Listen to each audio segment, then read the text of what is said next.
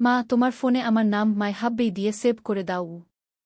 কি বললি? আমি অবাক হয়ে তাকালাম। ছেলে আমার মোবাইল ফোনটা হাতে নিয়ে বলল, মা, তোমার ফোনে আমার নাম দেখলাম ছেলে। এটা চেঞ্জ করতে হবে গো। আমি বললাম, তুই তো আমার ছেলেই, আর কি নাম দেব? সে ফোনের কন্ট্যাক্ট লিস্ট খুল। মা, আমার নাম মাই হাব্বেই লিখে সেভ করো। আমি হেসে ফেললাম। তুই পাগল হয়ে গেছিস নাকি? সে গম্ভীর মুখে বলল, না মা, আমি একদম সিরিয়াস গো। কেন এমন নাম দিতে হবে? আমি জিজ্ঞেস করলাম। সে আমার পাশে বসে বলল, কারণ আমি চাই যখন আমি ফোন করব, তুমি দেখবে মাই হাব্বি কলিং। এতে তোমার মন ধীরে ধীরে তৈরি হয়ে যাবে গু। কিসের জন্য মন তৈরি? আমি কৌতূহলী হলাম। সে আমার হাত ধরে বলল, আমাকে স্বামী হিসেবে মেনে নেওয়ার জন্য। মা, আমি তোমাকে ভালোবাসি। আমি চাই তুমি আমার স্ত্রী হও। সে ফোনে টাইপ করতে শুরু করল। দেখো, আমি মাই হাব্বি লিখে দিচ্ছি। এবার যখন আমি কল করব, তুমি আমাকে তোমার হাসব্যান্ড হিসেবে দেখবে। কি ফোনের স্ক্রিনে নতুন নামটা জবলজবল করছিল। এই গল্পটি সম্পূর্ণ শুনলে আপনাদের পানি অটোমেটিক বের হয়ে যাবে, সো যত দ্রুত সম্ভব হাতের কাছে টিস্যু নিয়ে বসে পড়ুন।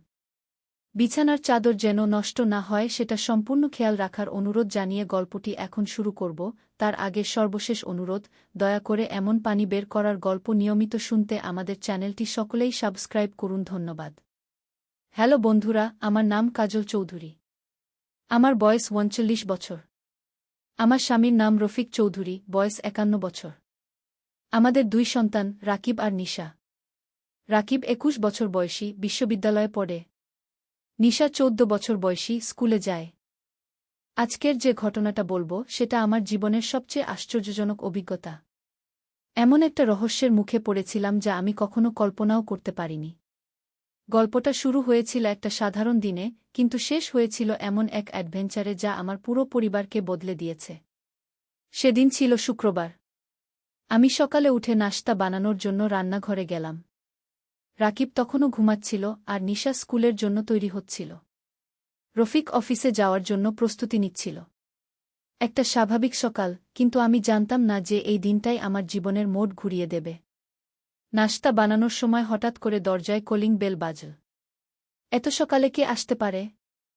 আমি দরজা খুলে দেখি একজন অপরিচিত মহিলা দাঁড়িয়ে আছেন। তার বয়স হবে ৫০-এর কাছাকাছি, পরনে সাদা শাড়ি, মাথায় ঘোমটা। চোখে কালো চশমা, হাতে একটা পুরনো ব্যাগ। আপনি কাজল চৌধুরী? তিনি জিজ্ঞেস করলেন। আমি মাথা নেড়ে বললাম, জি, আমি কাজল। আপনি কে? কি প্রয়োজন? মহিলাটি চারপাশে তাকিয়ে বললেন, আমার নাম রুমা বেগম। আমি আপনার সাথে একটা গুরুত্বপূর্ণ বিষয় নিয়ে কথা বলতে এসেছি। ভিতরে বসা যাবে? আমি একটু দ্বিধায় পড়ে গেলাম। অপরিচিত মানুষ, এত সকালে। কিন্তু মহিলাটিকে দেখে মনে হচ্ছিল ভদ্র। আমি তাকে বসার রুমে নিয়ে গেলাম। চা খাবেন? আমি জিজ্ঞেস করলাম। না ধন্যবাদ। আমি বেশি সময় থাকব না, রুমা বেগম বললেন। তিনি তার ব্যাগ থেকে একটা পুরনো খাম বের করলেন। এটা আপনার জন্য।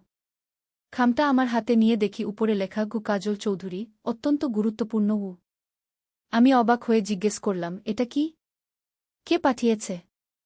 আপনার দাদি পাঠিয়েছেন। রুমা বেগম জবাব দিলেন। দাদি? কোন দাদি? আমার দাদি তো ২০ বছর আগে মারা গেছেন। রুমা বেগম একটু হাসলেন। আপনার বাবার মা নন? আপনার মায়ের মা, জহুরা বেগম। আমি চমকে উঠলাম। জহুরা বেগম? সেই যে আমি থেমে গেলাম। আমার মায়ের মা জহুরা বেগমের কথা আমি খুব কমই শুনেছি। মা বলতেন যে নানি খুব রহস্যময় একজন মানুষ ছিলেন। কিন্তু তিনি তো ৩০ বছর আগে মারা গেছেন। তিনি মারা যাননি। রুমা বেগম বললেন, যেন আমার মনের কথা পড়তে পারেন। তিনি এখনও বেঁচে আছেন। আর আপনাকে এই চিঠি পাঠিয়েছেন। আমি কাঁপা কাঁপা হাতে খামটা খুললাম। ভিতরে একটা হস্তলিখিত চিঠি। চিঠিটা পড়ে আমার চোখ কপালে উঠে গেল। প্রিয় নাতনি কাজল, আমি জানি তুমি ভাবছ আমি মৃত। কিন্তু আমি বেঁচে আছি। গত ৩০ বছর ধরে আমি একটা গুপ্ত অভিযানে ছিলাম। এখন সময় এসেছে তোমাকে আমাদের পারিবারিক রহস্যের কথা জানানোর। তোমার পরিবারের সাথে জড়িয়ে আছে একটা প্রাচীন গুপ্তধন। এই গুপ্তধনের কারণেই আমাকে লুকিয়ে থাকতে হয়েছে। কিন্তু এখন বিপদ তোমাদের দরজায় কড়া নাড়ছে। তোমাকে এবং তোমার পরিবারকে রক্ষা করার জন্য আমাদের একসাথে কাজ করতে হবে। আজ দুপুর 2টার সময় তুমি একা পুরান ঢাকার চকবাজারের রহমত মিয়ার দোকানে যাবে। সেখানে আমার পাঠানো একটা প্যাকেজ রয়েছে। সেই প্যাকেজে আছে আমাদের পরিবারের ইতিহাস এবং গুপ্তধনের মানচিত্র। মনে রেখো, কাউকে এই বিষয়ে কিছু বলবে না, এমনকি তোমার স্বামীকেও না। এই রহস্যে জড়িয়ে আছে এমন শক্তিশালী মানুষেরা যারা আমাদের পরিবারকে শেষ করে দিতে চায়। রুমা বেগম আমার বিশ্বস্ত সহযোগী। তার কথা শুনবে। তোমার নানি জহুরা বেগম। চিঠি পড়া শেষ হলে আমি রুমা বেগমের দিকে তাকালাম। এটা কি সত্যি? আমার নানি সত্যিই বেঁচে আছেন? হ্যাঁ, একদম সত্যি। এবং আপনি বিপদে আছেন। গত কয়েকদিন ধরে কিছু সন্দেহজনক মানুষ আপনার বাড়ির আশেপাশে ঘোরাঘুরি করছে। তারা আপনার পরিবারের খোঁজ নিচ্ছে কি? আমার গা ছমছম করে উঠল। কি ধরনের মানুষ? যারা গুপ্তধনের সন্ধানে আছে। তারা জানে যে আপনার পরিবারের কাছে গুপ্তধনের চাবি আছে, রুমা বেগম গুরুগম্ভীর স্বরে বললেন। চাবি? কি চাবি? রুমা বেগম তার হাত থেকে একটা ছোট্ট সোনার চেইন বের করলেন। চেইনে একটা অদ্ভুত আকৃতির লকেট। এটা দেখেছেন কোথাও? আমি লকেটটা দেখে চমকে উঠলাম। একই রকম একটা লকেট আমার মায়ের কাছে ছিল। মা মারা যাওয়ার পর সেটা আমি রেখে দিয়েছিলাম। আমার মায়ের কাছে এরকম একটা ছিলও, আমি বললাম। সেটাই। সেই লকেটের ভিতরে আছে গুপ্তধনের প্রথম চাবি। আর আপনার স্বামী রফিকের পরিবারের কাছে আছে দ্বিতীয় চাবি। রফিকের পরিবার? তার মানে কি? হ্যাঁ, এটা কোনো কাকতালীয় ঘটনা নয় যে আপনারা দুজন বিয়ে করেছেন। এটা নিয়তি। দুই পরিবারের চাবি একত্রিত করে গুপ্তধন উদ্ধার করার জন্যই এই বিয়ে হয়েছিল। আমার মাথা ঝিমঝিম করতে লাগল। এত রহস্য একসাথে, কিন্তু রফিক কি জানে এই বিষয়ে? না, তার বাবা তাকে কিছু বলেননি। কিন্তু এখন সময় এসেছে সব সত্য প্রকাশ করার। রুমা বেগম উঠে দাঁড়ালেন। আমি যাচ্ছি। মনে রাখবেন, দুপুর 2টায় চকবাজারে রহমত মিয়ার দোকান। আর কাউকে বলবেন না। রুমা বেগম চলে যাওয়ার পর আমি একা বসে চিঠিটা আবার পড়লাম।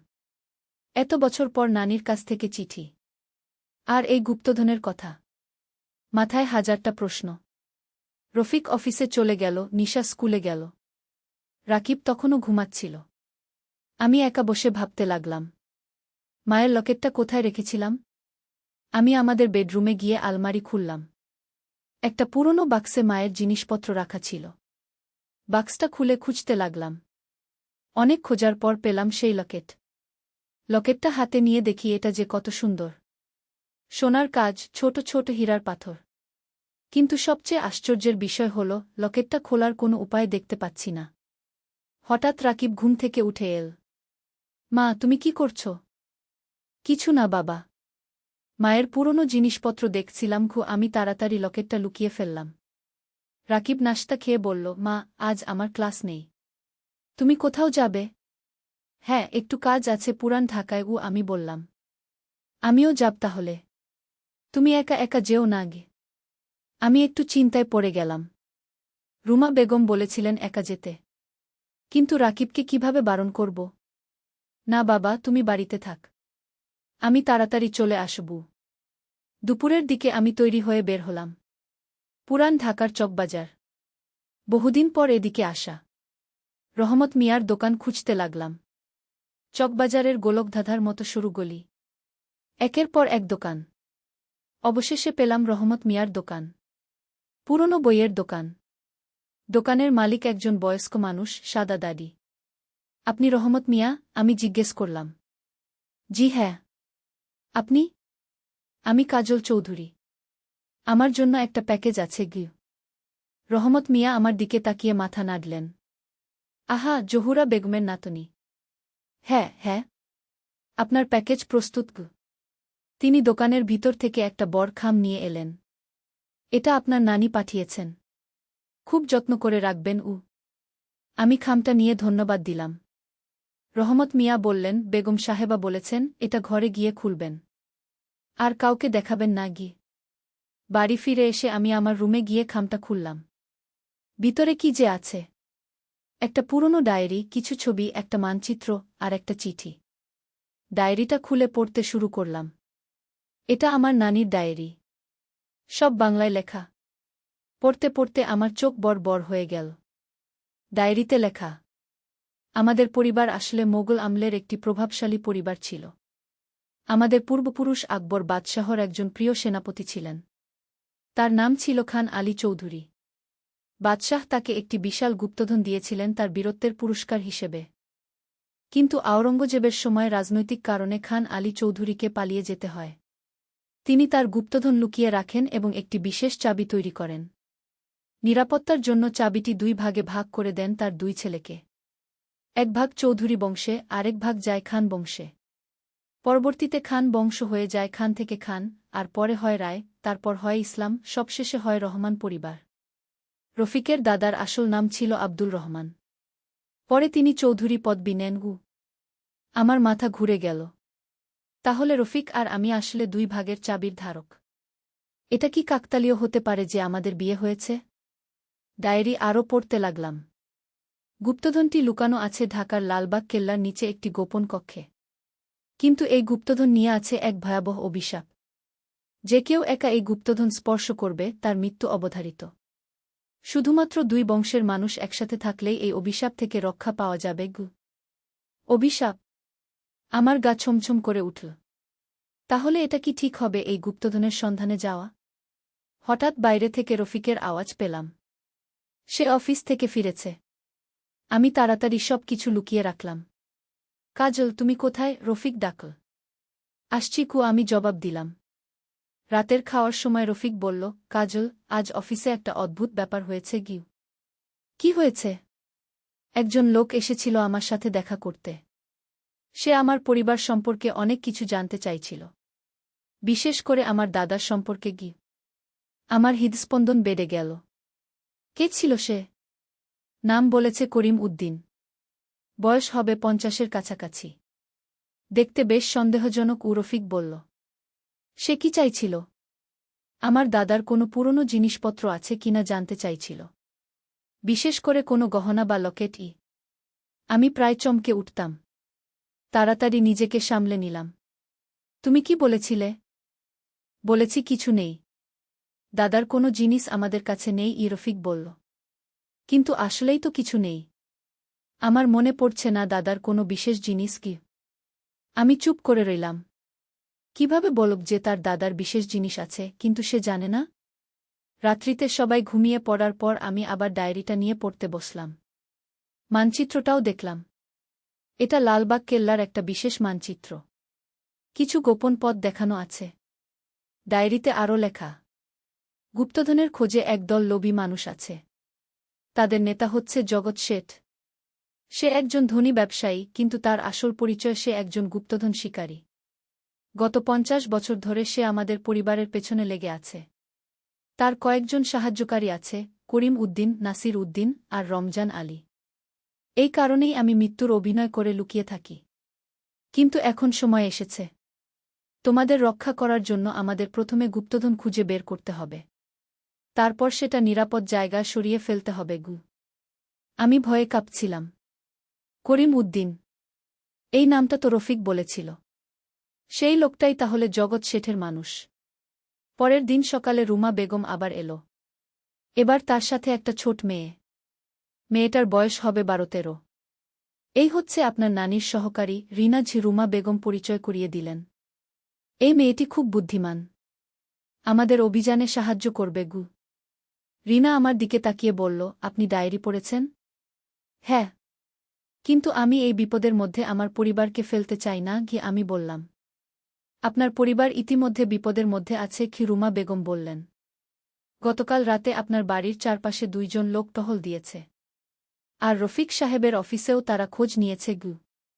আমার মাথা ঘুরে গেল। তাহলে এখন কি করব? আজ রাতে আমাদের লালবাগ কেল্লায় যেতে হবে। রিনা বলল। নানি আমাকে বলেছেন আপনাদের গাইড করতে। রাতে? কিন্তু লালবাগ কেল্লা তো রাতে বন্ধ থাকে। আমাদের গোপন পথ আছে। রুমা বেগম হাসলেন। আপনার স্বামীকে এই বিষয়ে বলতেই হবে। 2 জনের চাবি ছাড়া গুপ্তধন খোলা যাবে না। আমি গভীর চিন্তায় পড়ে গেলাম। রফিককে কিভাবে বলবে সব?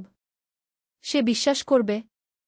সেদিন বিকালে রফিক অফিস থেকে ফিরে এসে বলল, কাজল, আজ আরও অদ্ভুত ব্যাপার হয়েছে গিউ। কি? সেই করিম উদ্দিন আবার এসেছিল। এবার সে বলল যে আমার দাদার একটা বিশেষ সম্পত্তি আছে। যদি আমি তার সাথে সহযোগিতা করি সে আমাকে কোটি টাকার মালিক বানাবে গু। তুমি কি বলেছিলে? বলেছি আমি কিছু জানি না। কিন্তু সে যাওয়ার সময় হুমকি দিয়ে গেছে, রফিক চিন্তিত মুখে বলল। এই সুযোগেই আমি রফিককে সব বলার সিদ্ধান্ত নিলাম। রফিক, তোমাকে একটা গুরুত্বপূর্ণ বিষয় বলতে হবে। কি? আমি রফিককে সব বললাম। নানির চিঠি, ডায়েরি, গুপ্তধনের কাহিনী সব। প্রথমে সে অবিশ্বাসের সাথে তাকাল।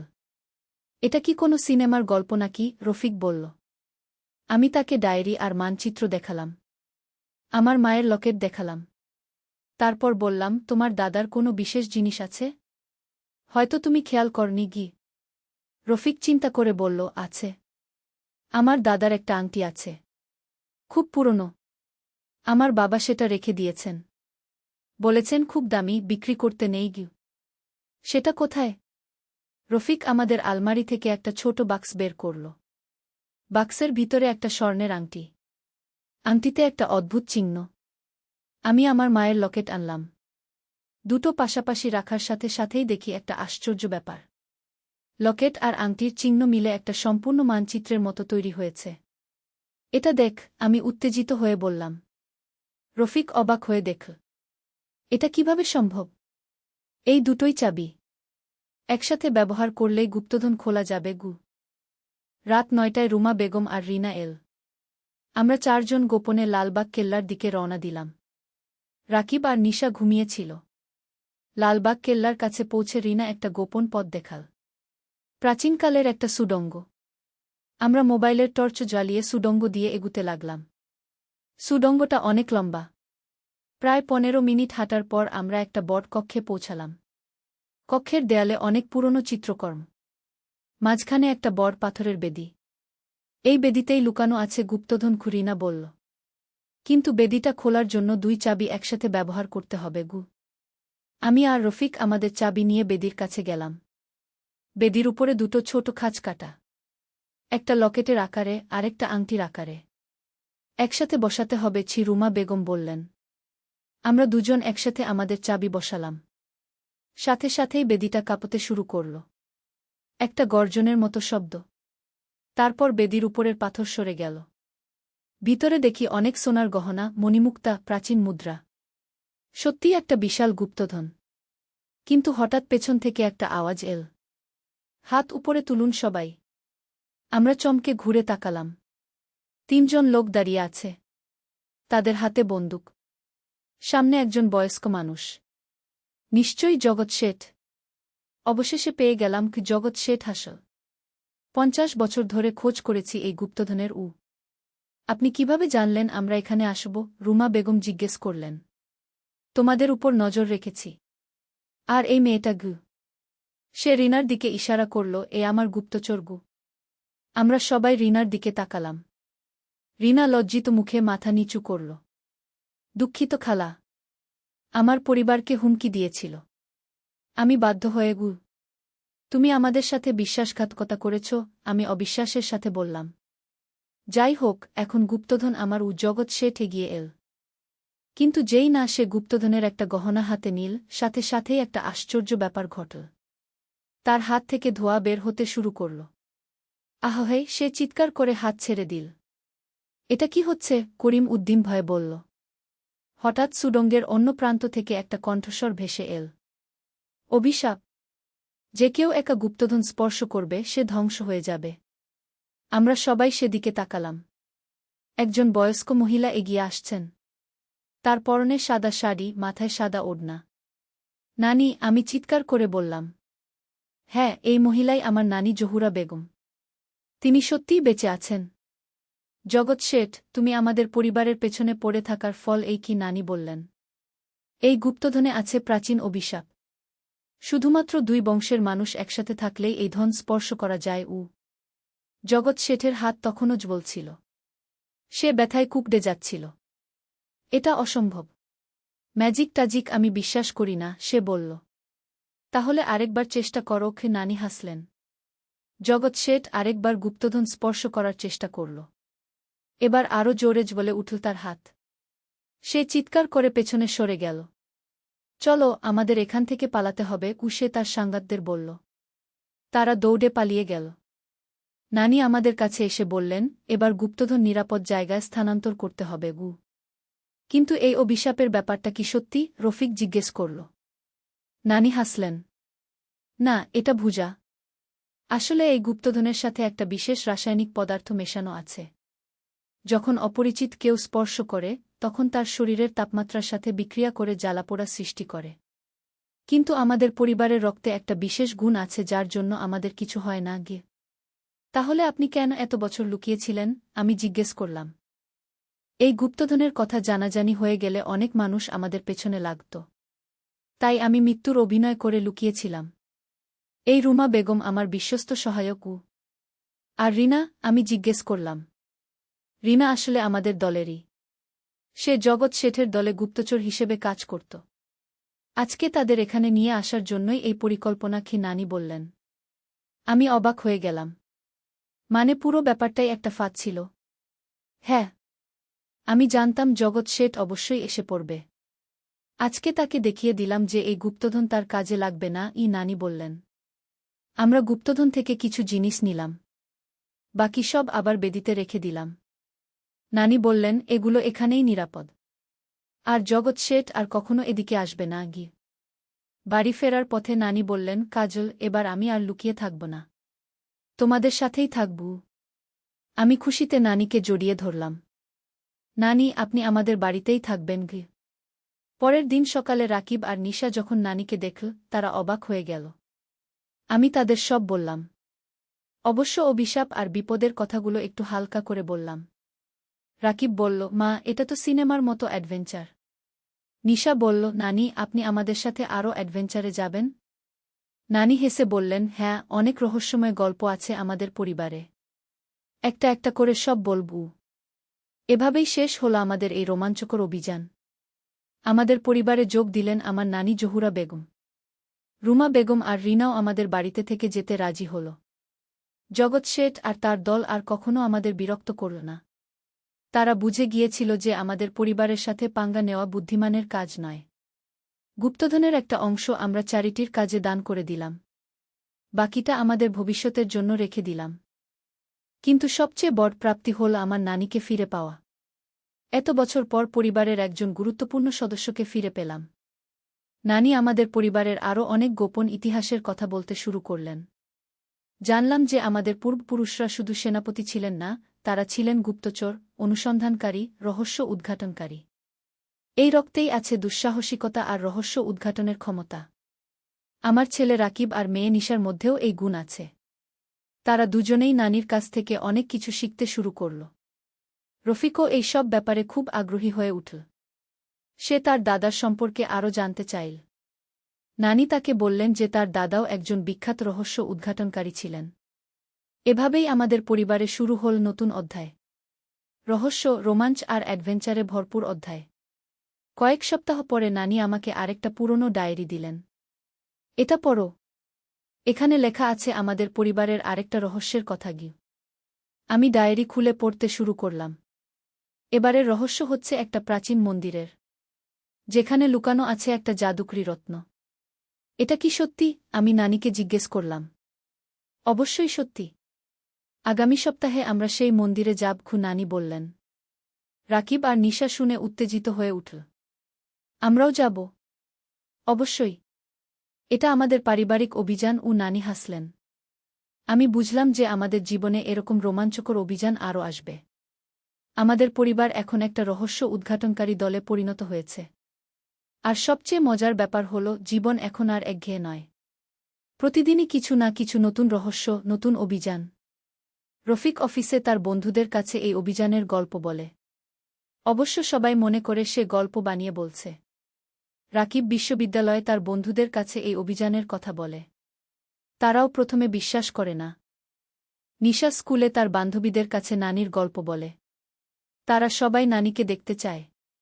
আমার মনে হয় আমাদের পরিবারে এখন যে পরিবর্তন এসেছে সেটা খুবই ভালো। আমরা সবাই একসাথে রহস্য উদ্ঘাটনের কাজে ব্যস্ত। পরিবারের সবাই একে অন্যের কাছাকাছি এসেছে। নানির আগমনে আমাদের বাড়িতে একটা নতুন প্রাণ সঞ্চার হয়েছে। তিনি শুধু আমাদের রহস্য উদ্ঘাটনে সাহায্য করেন না, আমাদের পারিবারিক বন্ধনও আরও মজবুত করেছেন। এভাবেই শেষ হয় আমাদের প্রথম রহস্যময় অভিযান। কিন্তু এটা কোনো শেষ নয়, বরং শুরু। আমাদের সামনে অপেক্ষা করে আছে আরও অনেক রোমাঞ্চকর অভিযান। যে পরিবার একসময় ছিল সাধারণ, সে পরিবার এখন হয়ে উঠেছে রহস্য উদ্ঘাটনকারী একটি দল। আর এই দলের নেতৃত্বে আছেন আমার প্রিয় নানি জহুরা বেগম। চায়ে চিনি দিতে গিয়ে ছেলে বলল এমন মিষ্টি কথা যে আমি বুঝতে পারলাম না আসল মিষ্টি কোনটা, চিনি নাকি তার ভালোবাসা। সন্ধ্যায় চা বানাচ্ছিলাম। ছেলে রান্নাঘরে এসে দাঁড়াল। মা, আজ আমি চা বানাব। আমি বললাম, পারবি? সে হাসল, তোমার কাছ থেকে শিখেছি। চুলায় পানি বসাল, চা পাতা দিল। মা, কতটুকু চিনি দেব? আমি বললাম, 2 চামচ। সে চিনি দিতে গিয়ে বলল, তোমার হাসি এই চিনির চেয়েও মিষ্টি। আমি হেসে দিলাম। চা ফুটে উঠল। মা, এই চা যেমন গরম, আমার ভালোবাসাও তেমনি গরম। দুধ দিয়ে রং সুন্দর হল। আর এই দুধের মতোই পবিত্র আমার ভালোবাসা। আমি তার দিকে তাকালাম। চা ছেঁকে কাপে ঢাললাম। সে একটা কাপ আমার হাতে দিয়ে বলল, মা, এই চা পান করার আগে আমার একটা কথা শোনো। আমি কাপ হাতে নিয়ে অপেক্ষা করলাম। আমি তোমাকে ভালোবাসি। শুধু মা হিসেবে নয়, একজন নারী হিসেবে। কাপ থেকে ধোয়া উঠছিল। তুমি আমার স্ত্রী হয়ে যাও। চায়ের গরমে আমার ঠোঁট পুড়ে গেল। কিন্তু আমি খেয়াল করলাম না, তার কথায় মনোযোগ গেছে। বিয়ে করো আমাকে, মা। এই গল্পটি সম্পূর্ণ শুনলে আপনাদের পানি অটোমেটিক বের হয়ে যাবে। যত দ্রুত সম্ভব হাতের কাছে টিস্যু নিয়ে বসে পড়ুন। বিছানার চাদর যেন নষ্ট না হয় সেটা সম্পূর্ণ খেয়াল রাখার অনুরোধ জানিয়ে গল্পটি এখন শুরু করব। তার আগের সর্বশেষ অনুরোধ, দয়া করে এমন পানি বের করার গল্প নিয়মিত শুনতে আমাদের চ্যানেলটি সকলেই সাবস্ক্রাইব করুন। ধন্যবাদ। হ্যালো বন্ধুরা, আমার নাম শ্রাবণী দেবী। আমার বয়স 44 বছর। আমার স্বামীর নাম প্রদীপ কুমার, বয়স 47 বছর। আমাদের 2 সন্তান, রাহুল আর পূজা। রাহুল 18 বছর বয়সী, বিশ্ববিদ্যালয়ে পড়ে। পূজা 13 বছর বয়সী, স্কুলে যায়। আমি ভাবলাম রাহুল হয়তো কোনো নাটক করছে বা কোনো কবিতার অংশ পড়ছে। কিন্তু তার মুখের গম্ভীর ভাব দেখে আমি বুঝলাম এটা কোনো রসিকতা নয়। আমি হেসে বললাম, রাহুল, তুমি কি বলছ? এসব কি আবোলতাবোল কথা? সে আমার হাতে চায়ের কাপ ধরিয়ে বলল, মা, আমি গুরুতর। আমি তোমার প্রেমে পড়ে গেছি। আমি কাপটা টেবিলে রেখে দিয়ে বললাম, রাহুল, তুমি বুঝতে পারছো না তুমি কি বলছ? আমি তোমার মা। সে আমার কাছে এগিয়ে এসে বলল, হ্যাঁ, তুমি আমার মা। কিন্তু তুমি একজন সুন্দর নারীও। তোমার রূপ, তোমার ব্যবহার, সব কিছুতেই আমি মুগ্ধ। আমি অবাক হয়ে তার দিকে তাকিয়ে রইলাম। রাহুল আমার হাত ধরে বলল, মা, আমি জানি এটা অস্বাভাবিক মনে হতে পারে। কিন্তু প্রেমে কোনো বয়স নেই, কোনো সম্পর্ক নেই। আমি তার হাত ছাড়িয়ে নিয়ে বললাম, রাহুল, তুমি ঠিক নেই। ডাক্তার দেখানো দরকার। সে হাসল, মা, আমি পুরোপুরি ভালো আছি। আমার মন আমার নিজের নিয়ন্ত্রণে। আমি রান্নাঘর থেকে বেরিয়ে বসার ঘরে গেলাম। রাহুলও আমার পিছু নিল। মা, তুমি আমার কথা শুনো। আমি তোমাকে সত্যিই ভালোবাসি। আমি সোফায় বসে বললাম, রাহুল, তুমি আমার ছেলে। আমি তোমার মা। এর বেশি কিছু হতে পারে না। রাহুল আমার সামনে বসে বলল, মা, আমি জানি সমাজ আমাদের বুঝবে না। কিন্তু প্রেম কি সমাজের জন্য? আমি রেগে গিয়ে বললাম, রাহুল, এসব বাজে কথা বন্ধ করো। তোমার বাবা এলে কি বলবো? সে হাসি দিয়ে বলল, বাবাকে বলার দরকার নেই। এটা আমাদের মধ্যের ব্যাপার। আমি উঠে দাঁড়িয়ে বললাম, আমি তোমার সাথে আর কথা বলবো না। রাহুল আমার পায়ের কাছে বসে বলল, মা, আমি তোমার পা ছুঁয়ে বলছি, আমাকে একটা সুযোগ দাও। আমি তাকে সরিয়ে দিয়ে বললাম, রাহুল, তুমি লজ্জা করো না? সে মাথা নাড়িয়ে বলল, মা, প্রেমে লজ্জা নেই। আমি তোমার কাছে আমার মন খুলে দিচ্ছি। আমি তার দিকে তাকিয়ে ভাবলাম, এই ছেলেটা আসলেই পাগল হয়ে গেছে। হঠাৎ পূজা স্কুল থেকে ফিরল। মা, আমি ফিরে এসেছি। রাহুল সরে গেল। আমি পূজার দিকে গিয়ে বললাম, কেমন ছিল স্কুল? পূজা বলল, ভালো ছিল মা। কিন্তু রাহুল ভাইয়ার মুখে এমন ভাব কেন? আমি তাড়াতাড়ি বললাম, ও কিছু নয়। তুমি হাত মুখ ধুয়ে এসো। পূজা চলে যাওয়ার পর রাহুল আবার আমার কাছে এলো। মা, তুমি আমার কথা ভেবে দেখো। আমি তোমার সব ইচ্ছা পূরণ করব। আমি ক্ষিপ্ত হয়ে বললাম, রাহুল, তুমি কি বলছো সেটা বুঝতে পারছ? আমি তোমার জন্ম দিয়েছি। তুমি আমার গর্ভে ছিলে। রাহুল বলল, মা, সেসব পুরনো কথা। এখন আমরা দুজনই পূর্ণবয়স্ক ও আমি হতাশ হয়ে বললাম, রাহুল, তুমি আমাকে কষ্ট দিচ্ছ। ও সে আমার হাত ধরে বলল, মা, আমি তোমাকে কষ্ট দিতে চাই না। আমি তোমাকে সুখী করতে চাই। তখনই হঠাৎ আমার মনে পড়ল, কয়েকদিন আগে রাহুলের ফোনে একটা মেসেজ এসেছিল। সেখানে লেখা ছিল, অভিনয় প্রতিযোগিতার জন্য স্ক্রিপ্ট মুখস্থ করে নিও। আমি রাহুলের দিকে তাকিয়ে বললাম, রাহুল, তুমি কি কোনো নাটক করছো? রাহুল হেসে বলল, না মা, এটা কোনো নাটক নয়। এটা আমার সত্যিকারের অনুভূতি। আমি আরও সন্দেহ হল। আমি তার ফোনটা নিতে গেলাম। কিন্তু রাহুল তাড়াতাড়ি ফোনটা লুকিয়ে রাখল। আমি বললাম, রাহুল, তোমার ফোনটা দেখি। রাহুল বলল, কেন মা? আমি বললাম, আমার সন্দেহ হচ্ছে তুমি কোনো নাটক অভ্যাস করছো। রাহুল ইতস্তত করে বলল, মা, আমি কোনো নাটক করছি না। কিন্তু তার মুখের ভাব দেখে আমি বুঝলাম সে মিথ্যা বলছে। আমি জোর করে তার ফোনটা নিলাম। ফোনটা খুলে দেখলাম সত্যিই একটা থিয়েটার গ্রুপের থেকে মেসেজ এসেছে। আগামীকাল প্রতিযোগিতা। নিষিদ্ধ প্রেম নাটকের স্ক্রিপ্ট অনুযায়ী অভিনয় করতে হবে। আমি রাহুলের দিকে তাকিয়ে বললাম, তাহলে তুমি সত্যিই অভিনয় করছিলে? রাহুল মাথা নিচু করে বলল, হ্যাঁ মা। আমি থিয়েটার গ্রুপে যোগ দিয়েছি। আগামীকাল প্রতিযোগিতা। আমাকে একটা বিতর্কিত চরিত্র করতে হবে। আমি স্বস্তির নিঃশ্বাস ফেললাম। তাহলে তুমি আমাকে পাগল বানাচ্ছিলে? রাহুল হাসি দিয়ে বলল, দুঃখিত মা। আমি স্ক্রিপ্টটা মুখস্থ করার জন্য অভ্যাস করছিলাম। তুমি এত ভয় পেয়ে গেলে তো? আমি রাগ করে বললাম, রাহুল, তুমি আমার সাথে এমন খেলা খেলছিলে? রাহুল বলল, মা, আমি ভাবিনি তুমি এত সিরিয়াস নিয়ে ফেলবে। আমি শুধু অভিনয় করছিলাম। আমি তার কানে চিমটি কেটে বললাম, এমন অভিনয় আর করবে না। আমার হার্ট অ্যাটাক হয়ে যাবে। রাহুল দুঃখিত মুখে বলল, সরি মা। আমি আর এমন করব না। হঠাৎ পূজা রান্নাঘর থেকে চিৎকার করে বলল, মা, এখানে একটা চিঠি পড়ে আছে। আমি রান্নাঘরে গিয়ে দেখি চায়ের কাপের পাশে একটা পুরনো চিঠি রয়েছে। চিঠিটা হাতে নিয়ে দেখি সেটা আমার নানির হাতের লেখা। চিঠিতে লেখা, প্রিয় শ্রাবণী, আমাদের বাড়ির একটা গোপন কক্ষ আছে। সেখানে পারিবারিক গুপ্ত সম্পদ রয়েছে। এই চিঠি যে পাবে সে সেই সম্পদের অধিকারী। আমি অবাক হয়ে রাহুল আর পূজাকে ডাকলাম। রাহুল এসে চিঠিটা পড়ল। মা, এটা কোথায় পেলে? আমি বললাম, চায়ের কাপের পাশে পড়েছিল। পূজা বলল, মা, হয়তো এটা কোনো পুরনো চিঠি।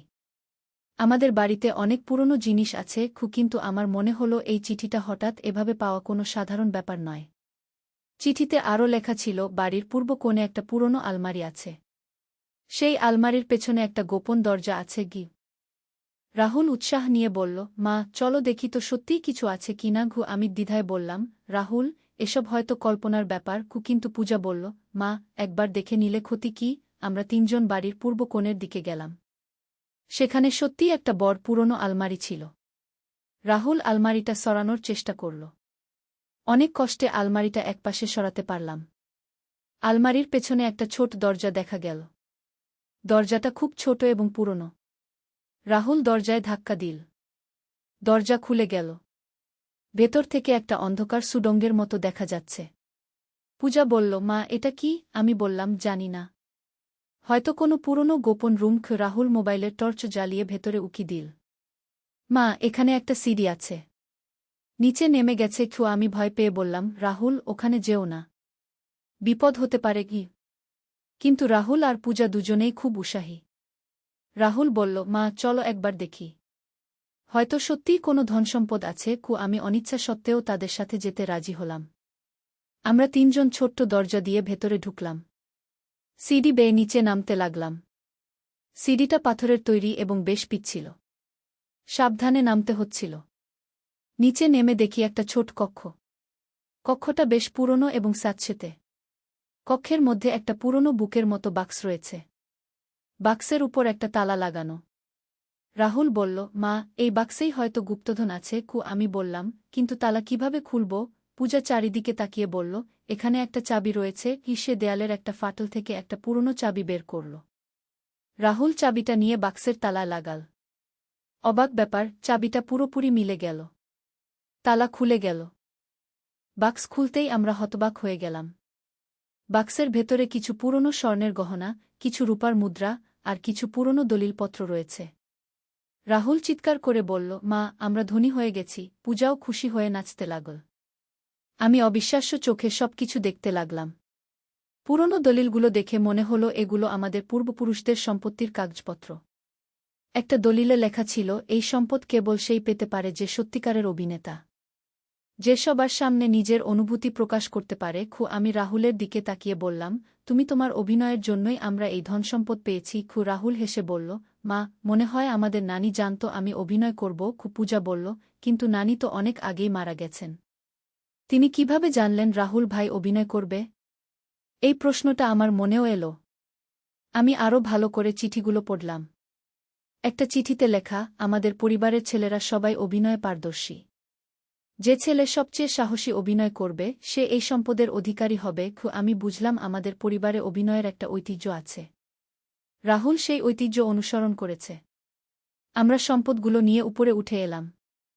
বাড়িতে ফিরে প্রদীপও এসে গেছে। প্রদীপ অবাক হয়ে জিজ্ঞেস করল, কি হয়েছে? তোমরা এত খুশি কেন? আমি প্রদীপকে সবকিছু খুলে বললাম। রাহুলের অভিনয়ের কথা, গুপ্তকক্ষের কথা, সবকিছু।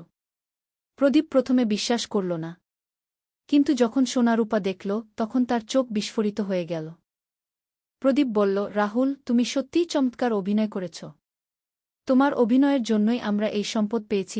রাহুল বলল, বাবা, আমি প্রথমে শুধু থিয়েটার প্রতিযোগিতার জন্য অভ্যাস করছিলাম, কিন্তু এর ফলে আমরা এত কিছু পেয়ে গেলাম। পূজা বলল, রাহুল ভাই, তুমি এত ভালো অভিনয় করো যে মা সত্যি ভেবে বসেছিল। আমি হেসে বললাম, আমি তো ভেবেছিলাম তুমি সত্যিই পাগল হয়ে গেছ গু। সেদিন রাতে আমাদের পরিবারে এক অভিনব আনন্দ। আমরা সবাই একসাথে বসে পুরনো গল্পগুলো নিয়ে আলোচনা করলাম। প্রদীপ বলল, আমাদের পূর্বপুরুষরা সত্যিই খুব চালাক ছিল। তারা জানত কিভাবে পরিবারের ভবিষ্যৎ প্রজন্মকে পরীক্ষা করতে হয়। রাহুল বলল, বাবা, আমি আরও ভালো অভিনয় শিখব। হয়তো আমাদের পরিবারে আরও গোপন সম্পদ আছে। পূজা হাসি দিয়ে বলল, তাহলে আমিও অভিনয় শিখব। হয়তো আমার জন্যও কোনো সম্পদ রয়েছে গি। পরের দিন রাহুলের থিয়েটার প্রতিযোগিতা হল। সে চমৎকার অভিনয় করল এবং প্রথম পুরস্কার পেল। তার অভিনয় দেখে সবাই মুগ্ধ হয়ে গেল। বিচারকরা বলল, রাহুলের অভিনয়ে একটা প্রাকৃতিক সত্যতা আছে।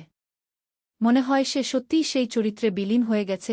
রাহুল পুরস্কার নিয়ে বাড়ি ফিরল। আমি তাকে অভিনন্দন জানিয়ে বললাম, তুমি সত্যিই দারুণ অভিনয় করেছ গু। রাহুল বলল, মা, তোমার সাথে যে অভ্যাস করেছিলাম সেটাই আমাকে সাহায্য করেছে। তুমি এত বিশ্বাস করেছিলে যে আমিও নিজেকে সেই চরিত্রে ডুবিয়ে দিতে পেরেছিলাম। আমি মাথা নাড়িয়ে বললাম, কিন্তু আমার তো হার্ট অ্যাটাক হওয়ার জোগাড় হয়েছিল গু। সেদিন সন্ধ্যায় আমরা সবাই মিলে আবার সেই গুপ্ত কক্ষে গেলাম। প্রদীপ বলল, এখানে আরও কিছু আছে কিনা দেখি। আমরা ভালো করে তল্লাশি করলাম। দেয়ালের একটা ইটের পেছনে আরেকটা চিঠি পেলাম। এই চিঠিতে লেখা ছিল একটা মানচিত্র। মানচিত্রে আমাদের গ্রামের বিভিন্ন জায়গা চিহ্নিত করা। পূজা উৎসুক হয়ে বলল, মা, এই মানচিত্রে কি দেখানো হয়েছে? আমি মানচিত্রটা ভালো করে দেখে বললাম, মনে হয় আমাদের গ্রামের পুরনো মন্দির, পুকুর আর বাজারের অবস্থান দেখানো হয়েছে। রাহুল বলল, হয়তো এই জায়গাগুলোতেও কোনো গুপ্ত সম্পদ লুকানো আছে। প্রদীপ বলল, তাহলে আমরা কাল থেকে এই জায়গাগুলো খোঁজ করব গো। পরের দিন সকালে আমরা প্রথমে গ্রামের পুরনো মন্দিরে গেলাম। মন্দিরটা প্রায় 100 বছরের পুরনো। পুরোহিত ঠাকুর আমাদের দেখে বলল, কি ব্যাপার, তোমরা এত সকালে মন্দিরে? আমি বললাম, ঠাকুর, আমরা একটু মন্দিরের ইতিহাস জানতে চাই। ঠাকুর বলল, এই মন্দির তোমাদের পূর্বপুরুষরাই তৈরি করেছিল। তারা বলেছিল এখানে দেবতার আশীর্বাদে অনেক রহস্য লুকানো আছে গি। রাহুল জিজ্ঞেস করল, ঠাকুর, সেই রহস্য কি? ঠাকুর হাসি দিয়ে বলল, সেটা তো তোমাদেরই খুঁজে বের করতে হবে। তবে শুনেছি যারা সত্যিকারের ভক্ত তারা দেবতার কাছ থেকে ইশারা পায়। আমরা মন্দিরের চারপাশে ঘুরে দেখলাম। মন্দিরের পেছনে একটা পুরনো কুজো আছে। কুশোর পাশে একটা পাথরে কিছু লেখা খোদাই করা। পূজা পাথরের লেখাটা পড়ার চেষ্টা করল। মা, এখানে লেখা আছে, যে জল পান করবে সে সত্য দেখতে পাবে। প্রদীপ বলল, এটা কি অর্থ? রাহুল বলল, হয়তো এই কুয়োর জলে কোনো বিশেষত্ব আছে। আমি একটু ভয় পেয়ে বললাম, কিন্তু এই পুরনো কুজোর জল পান করা নিরাপদ তো? ঠাকুর আমাদের কথা শুনে এগিয়ে এলো। এই কুজোর জল একদম পবিত্র। আমার দাদু বলতো, এই জল পান করলে মানুষ অন্তর্দৃষ্টি পায়। রাহুল সাহস করে কুজো থেকে একটু জল তুল। জলটা খুবই স্বচ্ছ এবং ঠান্ডা। সে একটু জল পান করল। কিছুক্ষণ পর রাহুল চোখ বন্ধ করে বলল, আমি কিছু দেখতে পাচ্ছি গু। আমরা সবাই উৎসুক হয়ে জিজ্ঞেস করলাম, কি দেখছ? রাহুল বলল, আমি দেখতে পাচ্ছি আমাদের বাড়ির বাগানে একটা পুরনো গাছের নিচে কিছু পুঁতে রাখা আছে। পূজা বলল, কোনো গাছ? রাহুল বলল, যে আমগাছটা বাড়ির একেবারে কোণে আছে সেটার নিচে। আমি অবাক হয়ে বললাম, সেই গাছটা তো অন্তত 50 বছরের পুরনো ঘো। আমরা তাড়াতাড়ি বাড়ি ফিরে গেলাম। আমগাছটার নিচে মাটি খুঁড়তে শুরু করলাম। অনেক খোঁড়াখুড়ির পর একটা পুরনো কলসির মতো জিনিস পেলাম। কলসিটা মাটি থেকে বের করে পরিষ্কার করে দেখলাম তার গায়ে সুন্দর নকশা করা। কলসির মুখ একটা কাপড় দিয়ে বাঁধা। কাপড় খুলে দেখি কলসির ভেতরে আরও কিছু স্বর্ণমুদ্রা আর একটা চামড়ার থলি। থলি খুলে দেখি সেখানে একটা হীরার আংটি আর একটা চিঠি। চিঠিতে লেখা, যে এই আংটি পাবে সে আমাদের পরিবারের আসল উত্তরাধিকারী। এই আংটি পরলে যে কোনো বিপদ থেকে রক্ষা পাওয়া যায়। রাহুল আংটিটা হাতে নিয়ে বলল, মা, এটা আমি পরতে পারি? আমি বললাম, অবশ্যই। তুমিই তো এই সব আবিষ্কার করেছ। রাহুল আংটিটা তার আঙুলে পরল। আংটি পরার সাথে সাথেই রাহুলের মুখে একটা আলাদা উজ্জ্বলতা এসে গেল। পূজা বলল, রাহুল ভাই, তোমাকে অন্যরকম দেখাচ্ছে কি? হঠাৎ আকাশে মেঘ জমতে শুরু করল। বৃষ্টি শুরু হল। আমরা সবাই ঘরের ভেতর ঢুকলাম। কিন্তু অদ্ভুত ব্যাপার হল, রাহুলের গায়ে একটা ফোঁটা পানিও লাগেনি। প্রদীপ অবাক হয়ে বলল, এটা কিভাবে সম্ভব? রাহুল নিজেও অবাক হয়ে বলল, আমি জানি না বাবা। আংটি পরার পর থেকে আমার অদ্ভুত লাগছে। আমি আংটির দিকে তাকিয়ে ভাবলাম, সত্যি এর কোনো বিশেষ শক্তি আছে কিনা। সেদিন রাতে রাহুল বলল, মা, আমি আজ অদ্ভুত স্বপ্ন দেখছি। স্বপ্নে দেখছি আমাদের পূর্বপুরুষরা আমার সাথে কথা বলছে। আমি জিজ্ঞেস করলাম, কি বলছে? রাহুল বলল, তারা বলছে, আমাদের পরিবারের একটা বিশেষ দায়িত্ব আছে। আমাদের গ্রামের মানুষদের সাহায্য করতে হবে। পরের দিন গ্রামে একটা অদ্ভুত ঘটনা ঘটল। গ্রামের একটা ছেলে কুজোতে পড়ে গিয়েছিল। সবাই তাকে উদ্ধার করার চেষ্টা করছিল কিন্তু পারছিল না। রাহুল সেখানে পৌঁছে আংটির শক্তিতে অনেক সহজেই ছেলেটিকে উদ্ধার করল। গ্রামের মানুষ অবাক হয়ে বলল, রাহুল, তুমি এত শক্তিশালী হলে কিভাবে? রাহুল বিনয়ের সাথে বলল, এটা ঈশ্বরের আশীর্বাদ, কিন্তু আমি জানতাম এটা সেই আংটির শক্তি। সেদিন থেকে রাহুল গ্রামের যে কোনো বিপদে এগিয়ে যেত। কারো বাড়িতে আগুন লাগলে সে প্রথমে পৌঁছে যেত। কেউ অসুস্থ হলে তাকে হাসপাতালে নিয়ে যেত। গ্রামের মানুষ তাকে খুব ভালোবাসতে শুরু করল। একদিন গ্রামে একজন সাধু এলো। সাধু রাহুলের আংটি দেখে বলল, বাছা, এই আংটি অনেক পুরনো এবং শক্তিশালী। কিন্তু মনে রেখো, শক্তির সাথে দায়িত্বও আসে। রাহুল জিজ্ঞেস করল, কি দায়িত্ব? সাধু বলল, তুমি যত ভালো কাজ করবে, আংটি তত শক্তিশালী হবে। কিন্তু যদি কখনো মন্দ কাজে ব্যবহার করো, তাহলে এর শক্তি হারিয়ে যাবে। রাহুল মাথা নেড়ে বলল, আমি কখনো এর অপব্যবহার করব না। সাধু তার মাথায় আশীর্বাদের হাত রেখে বলল, তুমি তোমার পূর্বপুরুষদের যোগ্য উত্তরাধিকারী। তাদের আশীর্বাদ তোমার সাথে আছে। এরপর থেকে আমাদের পরিবারে একটা নতুন অধ্যায় শুরু হল। রাহুলের খ্যাতি চারদিকে ছড়িয়ে গেল। অনেক দূর থেকে মানুষ সাহায্যের জন্য আসতে লাগল। পূজাও তার ভাইকে দেখে অনুপ্রাণিত হল। সে পড়াশোনার পাশাপাশি গরিব বাচ্চাদের বিনামূল্যে পড়াতে শুরু করল। প্রদীপ বলল, আমাদের পরিবার সত্যিই ধন্য। আমরা শুধু টাকা পয়সা পাইনি, একটা মহৎ উদ্দেশ্য পেয়েছি। আমি মনে মনে আমাদের পূর্বপুরুষদের ধন্যবাদ জানালাম। তারা আমাদের জন্য শুধু সম্পদই রেখে যাননি, একটা মহান দায়িত্বও রেখে গেছেন। একদিন রাহুল আমার কাছে এসে বলল, মা, আমি আর থিয়েটার ছাড়ব না। অভিনয় আমার জীবনে অনেক কিছু এনে দিয়েছে। আমি হেসে বললাম, তোমার সেই চা বানানোর সময়ের অভিনয়টাই আমাদের এত কিছু দিয়েছে। তুমি সত্যিই দারুণ অভিনেতা। রাহুল লজ্জা পেয়ে বলল, সেদিন তুমি কিন্তু খুব ভয় পেয়েছিলে মা। আমি বললাম, তোমার অভিনয় এত বিশ্বাসযোগ্য ছিল যে আমি সত্যি ভেবে বসেছিলাম। পূজা হাসি দিয়ে বলল, রাহুল ভাই, তুমি এত ভালো অভিনয় করো যে আমিও প্রথমে বিশ্বাস করেছিলাম। রাহুল বলল, আসলে অভিনয়ের মূল কথাই হল দর্শকদের বিশ্বাস করানো। এভাবে আমাদের পরিবারের জীবনে একটা নতুন মাত্রা যুক্ত হল। রাহুলের অভিনয়ের প্রতিভা আর আংটির শক্তির সমন্বয়ে আমরা গ্রামের সবার প্রিয় হয়ে উঠলাম। আমাদের বাড়িতে সবসময় কেউ না কেউ সাহায্য চাইতে আসত। আর আমরা আনন্দের সাথে সবাইকে সাহায্য করতাম। প্রদীপ একদিন বলল, আমাদের পূর্বপুরুষরা জানত, আমাদের পরিবারে এমন একজন জন্মাবে যে পরিবারের গর্বের কারণ হবে। আমি মাথা নেড়ে বললাম, রাহুল সত্যিই আমাদের গর্বের সন্তান। তার অভিনয়ের মাধ্যমে আমরা এত কিছু পেয়েছি। এই গল্পের শেষে আমি বুঝলাম, জীবনে কখনো কখনো এমন কিছু ঘটনা ঘটে যা আমাদের পুরো জীবনকে বদলে দেয়া। রাহুলের সেই চা বানানোর সময়ের অভিনয়, যেটা আমি প্রথমে ভয়ানক মনে করেছিলাম, সেটাই আমাদের জীবনে সবচেয়ে বড় আশীর্বাদ নিয়ে এসেছে। আজ আমাদের পরিবার শুধু ধনী নয়, সম্মানিত। আর এই সব কিছুর পেছনে রয়েছে রাহুলের অভিনয়ের প্রতিভা আর আমাদের পূর্বপুরুষদের আশীর্বাদ। নূরের আলো। প্রথম অধ্যায় অন্ধকারের মাঝে। মদিনার বাইরে একটি ছোট গ্রামে বাস করত আবদুল্লাহ নামের এক যুবক। তার বয়স তখন ২৫ বছর। সে ছিল একজন দক্ষ কামার, যার হাতের কাজ দেখে সবাই মুগ্ধ হতো। কিন্তু আবদুল্লাহর হৃদয়ে ছিল এক গভীর অশান্তি। সে দেখত যে তার চারপাশের মানুষেরা বিভিন্ন দেবদেবীর পূজা করে, কিন্তু তার মন কখনো এসব মূর্তি পূজায় শান্তি পেত না। আব্বু, এই পাথরের মূর্তিগুলো কি সত্যিই আমাদের সাহায্য করতে পারে? একদিন সে তার বাবা আবু বকর আল কুরাইশিকে জিজ্ঞেস করল। তার বাবা, যিনি গ্রামের একজন সম্মানিত ব্যক্তি ছিলেন, কপাল কুঁচকে উত্তর দিলেন, বেটা, আমাদের পূর্বপুরুষেরা এভাবেই পূজা করে এসেছেন। তুমি এসব নিয়ে প্রশ্ন তুলো না গি। কিন্তু আবদুল্লাহর মন প্রশ্নে ভরে থাকত। রাতের পর রাত সে আকাশের দিকে তাকিয়ে থাকত আর ভাবত, যিনি এই চাঁদতারা, আকাশ পৃথিবী সৃষ্টি করেছেন, তিনি নিশ্চয়ই এই পাথরের তৈরি মূর্তিগুলোর চেয়ে অনেক বড়। একদিন সকালে আবদুল্লাহ তার কামারশালায় কাজ করছিল। হঠাৎ একজন অপরিচিত ব্যক্তি এসে হাজির হলেন। তিনি ছিলেন মধ্যবয়স্ক, চেহারায় এক অদ্ভুত শান্তি আর তেজ। তার পোশাক সাধারণ, কিন্তু চোখে ছিল এক অন্যরকম আলো। আসসালামু আলাইকুম, অপরিচিত ব্যক্তি বললেন।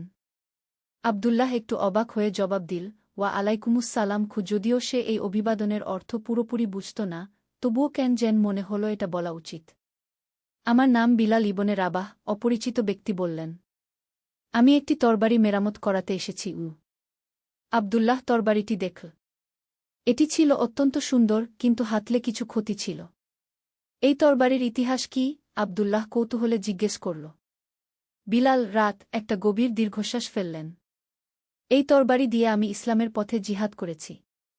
আল্লাহর রাসূল এর সাথে অনেক যুদ্ধে অংশ নিয়েছি। ইসলাম? আবদুল্লাহর চোখে কৌতূহলের আলো জ্বলে উঠল। এটা কি? বিলাল মৃদু হাসলেন। ইসলাম মানে শান্তি। আল্লাহ তায়ালার কাছে সম্পূর্ণ আত্মসমর্পণ। আমরা বিশ্বাস করি যে আল্লাহ ছাড়া কোনো ইলাহ নেই, আর মুহাম্মদ আল্লাহর রাসূল। আবদুল্লাহর হৃদয় এই বাণী শুনে কেঁপে উঠল। একজন আল্লাহ? কোনো মূর্তি নয়। হ্যাঁ, কেবল এক আল্লাহ, যিনি সব কিছুর স্রষ্টা, পালনকর্তা, যার কোনো শরিক নেই। পরবর্তী কয়েক ঘণ্টা আবদুল্লাহ আর বিলাল ইসলাম নিয়ে আলোচনা করলেন। বিলাল তাকে কুরআনের কিছু আয়াত শোনালেন, রাসূল এর জীবনী বললেন। প্রতিটি কথা আবদুল্লাহর অন্তরে গেঁথে গেল। তুমি কি ইসলাম গ্রহণ করবে? বিলাল শেষে জিজ্ঞেস করলেন। আবদুল্লাহ একটু ভেবে বলল, আমি সময় চাই। আমার পরিবার, আমার সমাজ, সবাই তো এর বিরুদ্ধে যাবে। সত্যের পথ সবসময় কঠিন, বিলাল বললেন। কিন্তু যে আল্লাহর উপর ভরসা রাখে, আল্লাহ তার জন্য পথ বের করে দেন। দ্বিতীয় অধ্যায় সত্যের খোঁজে। বিলাল চলে যাওয়ার পর আবদুল্লাহর মন অস্থির হয়ে গেল। তার কামারশালায় বসে সে বারবার ভাবত, লা ইলাহা ইল্লাল্লাহু মুহাম্মাদুর রাসূলুল্লাহ, কি এই কলেমার অর্থ তার হৃদয়ে গেঁথে গিয়েছিল। সেই রাতে আবদুল্লাহ ঘুমাতে পারেনি। সে বাইরে বেরিয়ে আকাশের দিকে তাকাল। অসংখ্য তারা জ্বলজ্বল করছে। আল্লাহ, যদি তুমি সত্যিই এক এবং একমাত্র ইলাহ হও, তাহলে আমাকে সঠিক পথ দেখাও, সে মনে মনে প্রার্থনা করল। পরের দিন সকালে আবদুল্লাহর বাবা তার কাছে এলেন। বেটা, গতকাল যে লোকটা এসেছিল সে কি বলেছিল? গ্রামের লোকেরা বলছে সে নাকি কোনো নতুন ধর্মের কথা বলে। আবদুল্লাহ একটু ইতস্তত করে বলল, আব্বু, সে ইসলামের কথা বলেছে। এটা এমন একটা ধর্ম যেখানে কেবল একজন আল্লাহর উপাসনা করা হয়। আবু বকর আল কুরাইশির মুখ রাগে লাল হয়ে গেল। কি বলছিস তুই? আমাদের দেবদেবীদের অসম্মান করছিস? এই নতুন ধর্ম আমাদের পূর্বপুরুষদের ধর্মকে মিথ্যা বলে। কিন্তু আব্বু, এই পাথরের মূর্তিগুলো কি সত্যিই আমাদের কোনো উপকার করতে পারে? তারা না পারে দেখতে, না পারে শুনতে। চুপ! আবু বকর চিৎকার করে উঠলেন। তুই এই বাড়িতে এসব কথা বলবি না। এই নতুন ধর্ম আমাদের সমাজের শান্তি নষ্ট করছে। সেদিন থেকে আবদুল্লাহর উপর পরিবারের চাপ বাড়তে লাগল। তার মা, ভাইবোন সবাই তার বিরুদ্ধে হয়ে গেল। কিন্তু আবদুল্লাহর মনে একবার যে বীজ বপন হয়েছিল তা দিন দিন বড় হতে লাগল। একদিন আবদুল্লাহ গোপনে মদিনার দিকে রওনা হল। সে শুনেছিল যে সেখানে মুসলিমদের একটি বড় সমাজ আছে। 3 দিনের পথ হেঁটে সে মদিনায় পৌঁছাল। মদিনার প্রবেশপথে সে দেখল একদল মানুষ একসাথে নামাজ পড়ছে। তাদের কপালে সিজদার দাগ, চেহারায় অপূর্ব শান্তি। আবদুল্লাহ মুগ্ধ হয়ে দেখতে লাগল। নামাজ শেষে একজন বয়স্ক ব্যক্তি তার কাছে এসে জিজ্ঞেস করলেন, ভাই, আপনি নতুন মনে হচ্ছে। কোথা থেকে এসেছেন? আমি মদিনার বাইরের একটি গ্রাম থেকে এসেছি। ইসলাম সম্পর্কে জানতে এসেছি, আবদুল্লাহ উত্তর দিল। বয়স্ক ব্যক্তি, যার নাম আবু আইজুব আল আনসারী, রাত আবদুল্লাহকে তার বাড়িতে নিয়ে গেলেন। সেখানে আবদুল্লাহ প্রথমবারের মতো একটি সম্পূর্ণ মুসলিম পরিবারের সাথে থাকার সুযোগ পেল। ইসলাম শুধু একটা ধর্ম নয়, আবু আইজুব রাত ব্যাখ্যা করলেন। এটা একটা জীবন ব্যবস্থা। এটা আমাদের শেখায় কিভাবে আল্লাহর সাথে সম্পর্ক রাখতে হয়, মানুষের সাথে কেমন ব্যবহার করতে হয়। আবদুল্লাহ সেখানে 1 সপ্তাহ থাকল। প্রতিদিন সে নামাজ দেখত, কুরআন তিলাওয়াত শুনত, ইসলামের বিভিন্ন বিধান সম্পর্কে জানত। তার হৃদয় প্রশান্তিতে ভরে উঠল। 3য় অধ্যায়, ঈমানের আলো। মদিনায় থাকার 7ম দিনে আবদুল্লাহ আবু আইজুব রাত কে বলল, চাচা, আমি ইসলাম গ্রহণ করতে চাই। আবু আইজুব রাত এর চোখে খুশির অশ্রু এসে গেল। আল্লাহু আকবার! আল্লাহ তায়ালা তোমাকে হিদায়েত দান করেছেন। তারা মসজিদে নব্বীতে গেলেন। সেখানে ইমাম আবদুল্লাহকে কলেমা পড়ালেন। আশহাদু আল্লা ইলাহা ইল্লাল্লাহু ওয়া আশহাদু আন্না মুহাম্মাদান আবদুহু ওয়া রাসূলুহু। আমি সাক্ষ্য দিচ্ছি যে আল্লাহ ছাড়া কোনো ইলাহ নেই এবং আমি আরও সাক্ষ্য দিচ্ছি যে মুহাম্মদ আল্লাহর বান্দা ও রাসূল। এই কলেমা উচ্চারণ করার সাথে সাথে আবদুল্লাহর মনে হল যেন তার হৃদয় থেকে এক বিরাট বোঝা নেমে গেছে। সে এখন আবদুল্লাহ ইবনে আবি বকর নামে পরিচিত হল। কিন্তু এখন তার সামনে আরেকটি বড় সমস্যা, কিভাবে গ্রামে ফিরে যাবে? কিভাবে পরিবারকে বলবে যে সে ইসলাম গ্রহণ করেছে?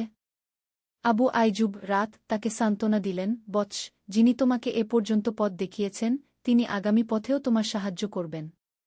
শুধু আল্লাহর উপর ভরসা রাখো। আবদুল্লাহ আরও 1 সপ্তাহ মদিনায় থেকে ইসলামের মৌলিক বিষয়গুলো শিখল। নামাজ, রোজা, জাকাত, হজ সম্পর্কে জানল। কুরআনের কিছু সূরা মুখস্থ করল। অবশেষে গ্রামে ফেরার সময় এল।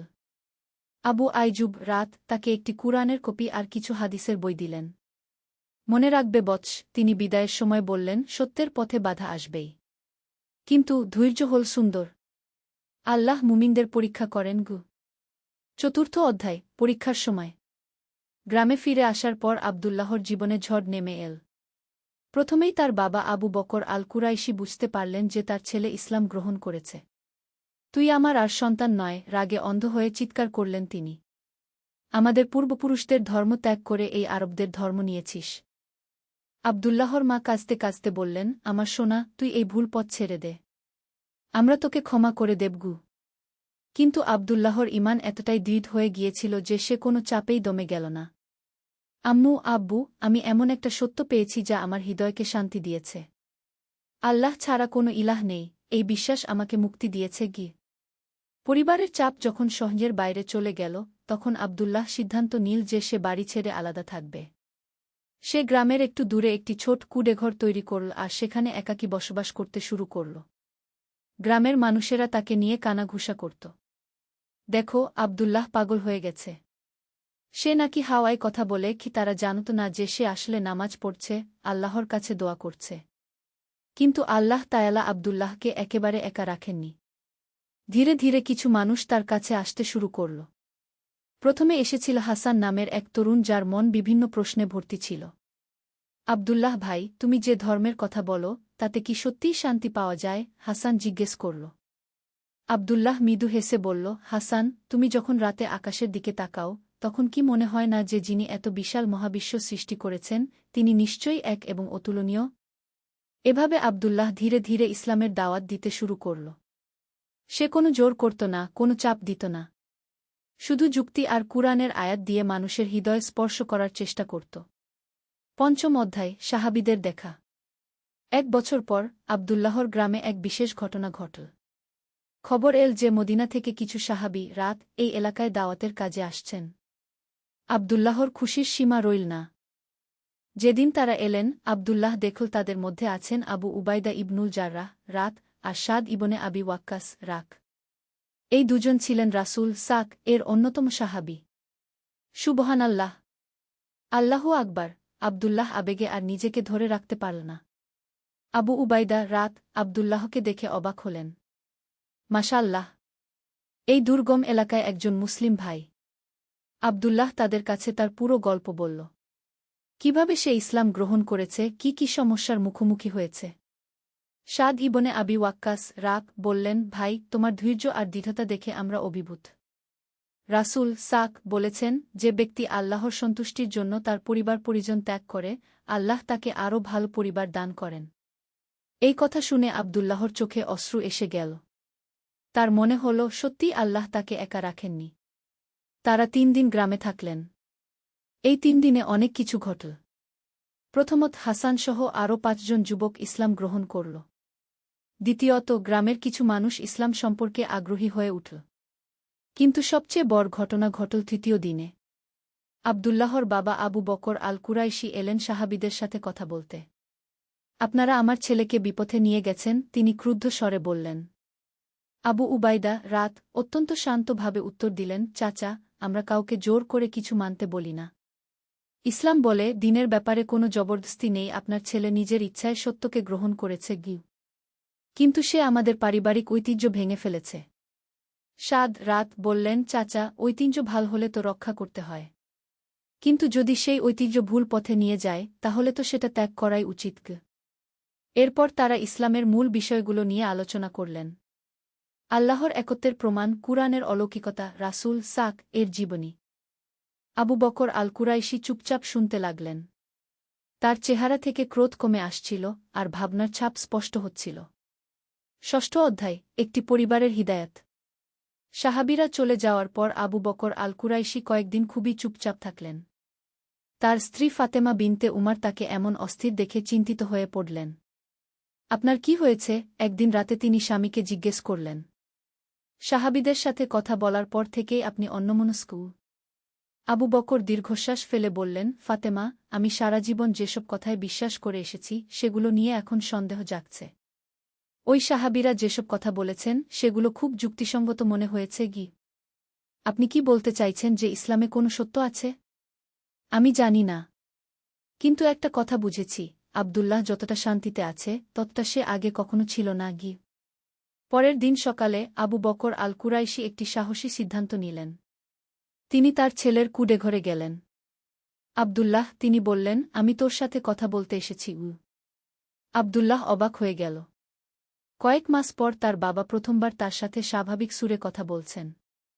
আব্বু, আপনি বসুন, আমি আপনার জন্য চা বানিয়ে আনি। চা খেতে খেতে আবু বকর বললেন, তোর মা খুব কষ্ট পাচ্ছে। সে ভাবে আমরা তোকে হারিয়ে ফেলেছি। আব্বু, আমি তো এখানেই আছি। আপনারা চাইলে যে কোনো সময় আসতে পারেন। কিন্তু তুই তো আমাদের ধর্ম ছেড়ে দিয়েছিস। আব্দুল্লাহ ধৈর্য ধরে বলল, আব্বু, আমি সত্যের দিকে এসেছি। যে আল্লাহ আমাদের সৃষ্টি করেছেন, আকাশ পৃথিবী সৃষ্টি করেছেন, তার ইবাদত করাই তো স্বাভাবিক।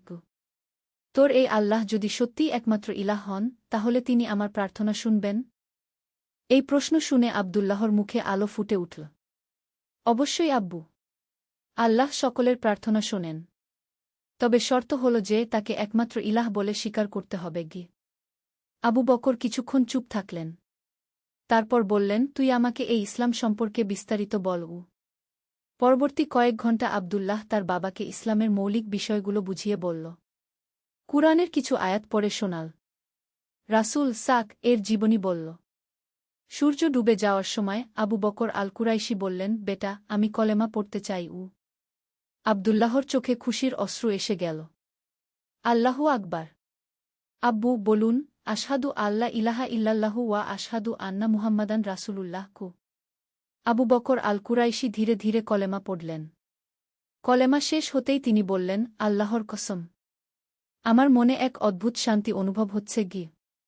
সেদিন রাতে নতুন মুসলিম আবু বকর আল কুরাইশি, এখন তার নাম আবু বকর আল ইসলামী, বাড়িতে ফিরে গিয়ে তার স্ত্রীকে সব কিছু বললেন। ফাতেমা প্রথমে অবাক হলেন, তারপর বললেন, আপনি যদি সত্য পেয়ে থাকেন তাহলে আমিও সেই পথে আসতে চাই। এইভাবে একে একে পুরো পরিবার ইসলাম গ্রহণ করল। আব্দুল্লাহর 2 ভাই উমার আর আলী, তার বোন আয়েশা, সবাই কলেমা পড়ল। সপ্তম অধ্যায়, দাওয়াতের সম্প্রসারণ। পরিবার ইসলাম গ্রহণ করার পর গ্রামে একটা বড় পরিবর্তন আসল। আবু বকর আল ইসলামী ছিলেন গ্রামের একজন সম্মানিত ব্যক্তি। তার ইসলাম গ্রহণের খবর ছড়িয়ে পড়তে অনেকেই কৌতূহলী হয়ে উঠল। আবু বকর চাচা যদি এই ধর্ম গ্রহণ করেন তাহলে নিশ্চয়ই এতে কিছু সত্য আছে। মানুষেরা ভাবতে শুরু করল। আব্দুল্লাহ এখন আর একা ছিল না। তার বাবা, ভাইয়েরা সবাই মিলে গ্রামে ইসলামের দাওয়াত দিতে শুরু করল। তারা একটি নিয়ম করল, প্রতি শুক্রবার সকালে গ্রামের কেন্দ্রস্থলে বসে ইসলামের বিভিন্ন বিষয় নিয়ে আলোচনা করবে। প্রথম শুক্রবারেই ২০-২৫ জন মানুষ এসে জড়ো হল। আব্দুল্লাহ কুরআনের একটি আয়াত তিলাওয়াত করে শুরু করল। আমি জিন ও মানুষকে কেবল আমার ইবাদতের জন্যই সৃষ্টি করেছি। তারপর সে ব্যাখ্যা করল, ভাই বোনেরা, আমাদের জীবনের উদ্দেশ্য কি? আমরা কেন এই পৃথিবীতে এসেছি? এই আয়াতে আল্লাহ তায়ালা স্পষ্ট করে বলে দিয়েছেন, আমাদের সৃষ্টি করা হয়েছে কেবল তার ইবাদতের জন্য। গ্রামের বয়স্ক একজন ব্যক্তি, ইউসুফ ইবনে মাসুদ, প্রশ্ন করলেন, কিন্তু আমরা তো আমাদের দেবতাদের পূজা করি। সেটাও তো ইবাদত। আবু বকর আল-ইসলামী উত্তর দিলেন, ইউসুফ ভাই, যিনি আমাদের সৃষ্টি করেছেন তিনিই ঠিক করবেন কিভাবে তার ইবাদত করতে হবে। আমাদের মনগড়া পদ্ধতিতে ইবাদত করলে তো হবে না। তাহলে কিভাবে জানব সঠিক পদ্ধতি কি? এজন্যেই আল্লাহ তায়ালা নবী রাসূল পাঠিয়েছেন। সর্বশেষ নবী মুহাম্মদ আমাদের জানিয়ে দিয়েছেন সঠিক পথ কি। এভাবে প্রতি শুক্রবারে আলোচনা চলতে লাগল। ধীরে ধীরে আরও অনেকে ইসলাম গ্রহণ করতে শুরু করল। ৩ মাস পর গ্রামে প্রায় ৫০ জন মুসলিম হয়ে গেল। তারা সবাই মিলে গ্রামের একপাশে একটি ছোট মসজিদ তৈরি করল। প্রতিদিন ৫ ওয়াক্ত নামাজে সেই মসজিদ মুসলিদের কণ্ঠে আল্লাহু আকবার তাকবীরে মুখরিত হয়ে উঠত। অষ্টম অধ্যায়, শত্রুতা ও ধৈর্য। কিন্তু গ্রামের সবাই এই পরিবর্তনে খুশি ছিল না। যারা পুরনো ধর্মে বিশ্বাস করত তারা মুসলিমদের ক্রমবৃদ্ধিতে বিরক্ত হয়ে উঠল। তাদের নেতা ছিল আবু জাহল আল-মুশরিক নামের একজন ধনী ব্যবসায়ী। এই মুসলিমরা আমাদের গ্রামের শান্তি নষ্ট করছে, আবু জাহল তার অনুসারীদের বলল। আমাদের কিছু একটা করতে হবে। একদিন রাতে আবু জাহল আর তার ১০-১২ জন লোক মসজিদে হামলা করল। তারা মসজিদের দেওয়াল ভেঙে দিল, কুরআনের কপিগুলো ছিঁড়ে ফেল। পরের দিন সকালে ফজরের নামাজের জন্য যখন মুসলিমরা মসজিদে এল, তারা এই ধ্বংসজ্ঞ দেখে স্তম্ভিত হয়ে গেল। কয়েকজন তরুণ মুসলিম রেগে গিয়ে বলল, আমাদের প্রতিশোধ নিতে হবে। আমরা ওদের বাড়িঘর জ্বালিয়ে দেব। কিন্তু আব্দুল্লাহ তাদের থামিয়ে দিয়ে বলল, ভাইয়েরা, রাসূল আমাদের শিখিয়েছেন ধৈর্য ধরতে। তিনি মক্কায় কত অত্যাচার সহ্য করেছেন কিন্তু কখনো প্রতিশোধ নেননি। তাহলে আমরা কি করব? চুপচাপ সহ্য করে যাব? আবু বকর আল-ইসলামী বললেন, আমরা এই মসজিদ আবার গড়ব, আরও সুন্দর করে। আর আল্লাহর কাছে দোয়া করব যেন তিনি আমাদের শত্রুদের হিদায়েত দান করেন। মুসলিমরা সবাই মিলে মসজিদ পুনর্নির্মাণ করল। এবার এটা আরও বড় আর সুন্দর হল। কিন্তু আবু জাহল থেমে থাকেনি। সে গ্রামের অন্যান্য অমুসলিমদের উস্কানি দিতে লাগল। এই মুসলিমরা আমাদের ব্যবসায় ক্ষতি করছে। ওরা বলে সুদ খাওয়া হারাম, জুয়া খেলা হারাম। এভাবে চললে আমাদের আয়ের পথ বন্ধ হয়ে যাবে। একদিন আবু জাহল আব্দুল্লাহর কামারশালায় এসে ধমক দিয়ে বলল, আব্দুল্লাহ, তুই এই গ্রামে ফিতনা ছড়াচ্ছিস। তোর ধর্ম প্রচার বন্ধ কর। আব্দুল্লাহ শান্তভাবে জবাব দিল, আবু জাহল ভাই, আমি কাউকে জোর করছি না। যারা সত্যকে গ্রহণ করতে চায় তারা নিজেদের ইচ্ছাই করছে। তোর এই সত্যমিথ্যার কথায় আমাদের পূর্বপুরুষদের অসম্মান হচ্ছে। ভাই, সত্য কখনো কারো অসম্মান করে না। সত্য মানুষকে সঠিক পথ দেখায়। আবু জাহল রাগে লাল হয়ে চলে গেল। সেদিন থেকে সে আর তার অনুসারীরা মুসলিমদের উপর নানা ধরনের অত্যাচার শুরু করল। নবম অধ্যায়, পরীক্ষার কঠিন সময়। মুসলিমদের উপর অত্যাচার দিন দিন বাড়তে লাগল। আবু জাহল আর তার দল বাজারে মুসলিম ব্যবসায়ীদের দোকানে পাথর ছুটত। মুসলিম বাচ্চাদের স্কুলে যেতে বাধা দিত। একদিন এক ভয়ানক ঘটনা ঘটল। হাসান, যে প্রথম দিকে ইসলাম গ্রহণ করেছিল, তাকে আবু জাহলের লোকেরা মারধর করল। তার পুরো মুখ ফুলে গিয়েছিল। কেন আমাদের সাথে এমন হচ্ছে? হাসান কাঁদতে কাঁদতে আব্দুল্লাহকে জিজ্ঞেস করল। আল্লাহ যদি আমাদের সাহায্য করেন তাহলে এত কষ্ট কেন? আব্দুল্লাহ হাসানের কপালে হাত রেখে বলল, ভাই, আল্লাহ তায়ালা কুরআনে বলেছেন, মানুষ কি মনে করে যে তারা শুধু আমরা ঈমান এনেছি বললেই ছেড়ে দেওয়া হবে এবং তাদের পরীক্ষা করা হবে না? এই কষ্ট আমাদের ঈমানের পরীক্ষা। আল্লাহ দেখছেন আমরা কতটা ধৈর্যশীল। কিন্তু এই অত্যাচার কখন শেষ হবে আল্লাহই ভাল জানেন। তবে তিনি ওয়াদা করেছেন যে মুমিনদের সাহায্য করবেন। সত্যিই কিছুদিন পর একটি ঘটনা ঘটল যা সবাইকে অবাক করে দিল। আবু জাহলের ছেলে খালিদ হঠাৎ অসুস্থ হয়ে পড়ল। প্রচণ্ড জ্বর, সারা শরীরে যন্ত্রণা। গ্রামের সব চিকিৎসক দেখাল, কিন্তু কোনো ফল হল না। এক রাতে খালিদের অবস্থা খুবই খারাপ হয়ে গেল। মনে হচ্ছিল সে বুঝি মারা যাবে। আবু জাহল অসহায় হয়ে পড়েছিল। শেষ পর্যন্ত তার স্ত্রী তাকে বলল, শুনেছি মুসলিমদের দোয়া খুব ফলপ্রসূ হয়। আব্দুল্লাহদের কাছে গিয়ে দেখো না গিয়ে। প্রথমে আবু জাহল রাজি হয়নি, কিন্তু ছেলের জীবন বাঁচানোর জন্য শেষ পর্যন্ত সে আব্দুল্লাহর কাছে এল। আব্দুল্লাহ, সে বিনীত স্বরে বলল, আমার ছেলে মরে যাচ্ছে, তুমি তোমার আল্লাহর কাছে দোয়া করগু। আব্দুল্লাহ কোনো কটু কথা বলল না। সে শুধু বলল, চলো আমরা সবাই মিলে আল্লাহর কাছে দোয়া করি গু। সেই রাতে সব মুসলিম খালিদের সুস্থতার জন্য দোয়া করল। তারা কোনো শর্ত দেয়নি, কোনো প্রতিশোধ নেয়নি। সুবহানাল্লাহ। পরের দিন সকালে খালিদের জ্বর ছেড়ে গেল। সে সুস্থ হয়ে উঠল। 10ম অধ্যায়, হৃদয়ের পরিবর্তন। খালিদের আরোগ্যের পর আবু জাহল খুবই বিব্রত বোধ করল। যাদের সে এতদিন অত্যাচার করেছে তারাই তার ছেলের জন্য দোয়া করেছে। তোমরা আমার সাথে এত ভালো ব্যবহার কেন করলে? সে আব্দুল্লাহকে জিজ্ঞেস করল।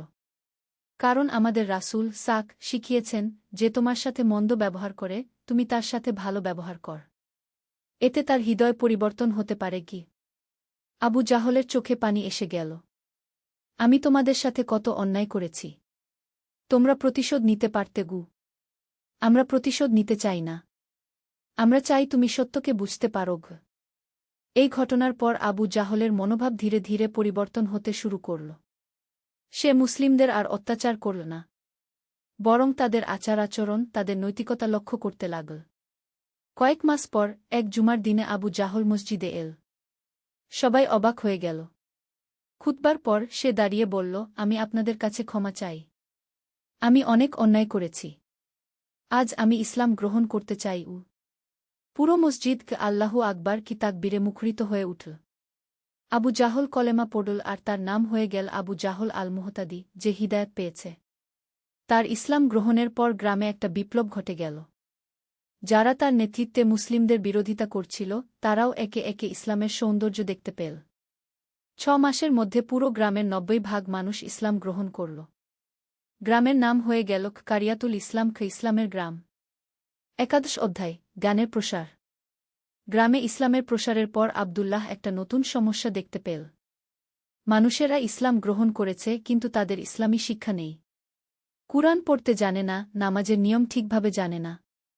আমাদের একটা মাদ্রাসা তৈরি করতে হবে, আব্দুল্লাহ তার বাবা আর অন্যান্য বড়দের সাথে আলোচনা করে বলল। কিন্তু আমাদের তো পর্যাপ্ত জ্ঞান নেই, আবু বকর আল ইসলামী বললেন। আমরা কিভাবে অন্যদের শেখাব? আমাদের মদিনা থেকে একজন আলেম নিয়ে আসতে হবে গি। এই সিদ্ধান্তে সবাই রাজি হল। আব্দুল্লাহ আর হাসান মদিনার উদ্দেশ্যে রওনা হল।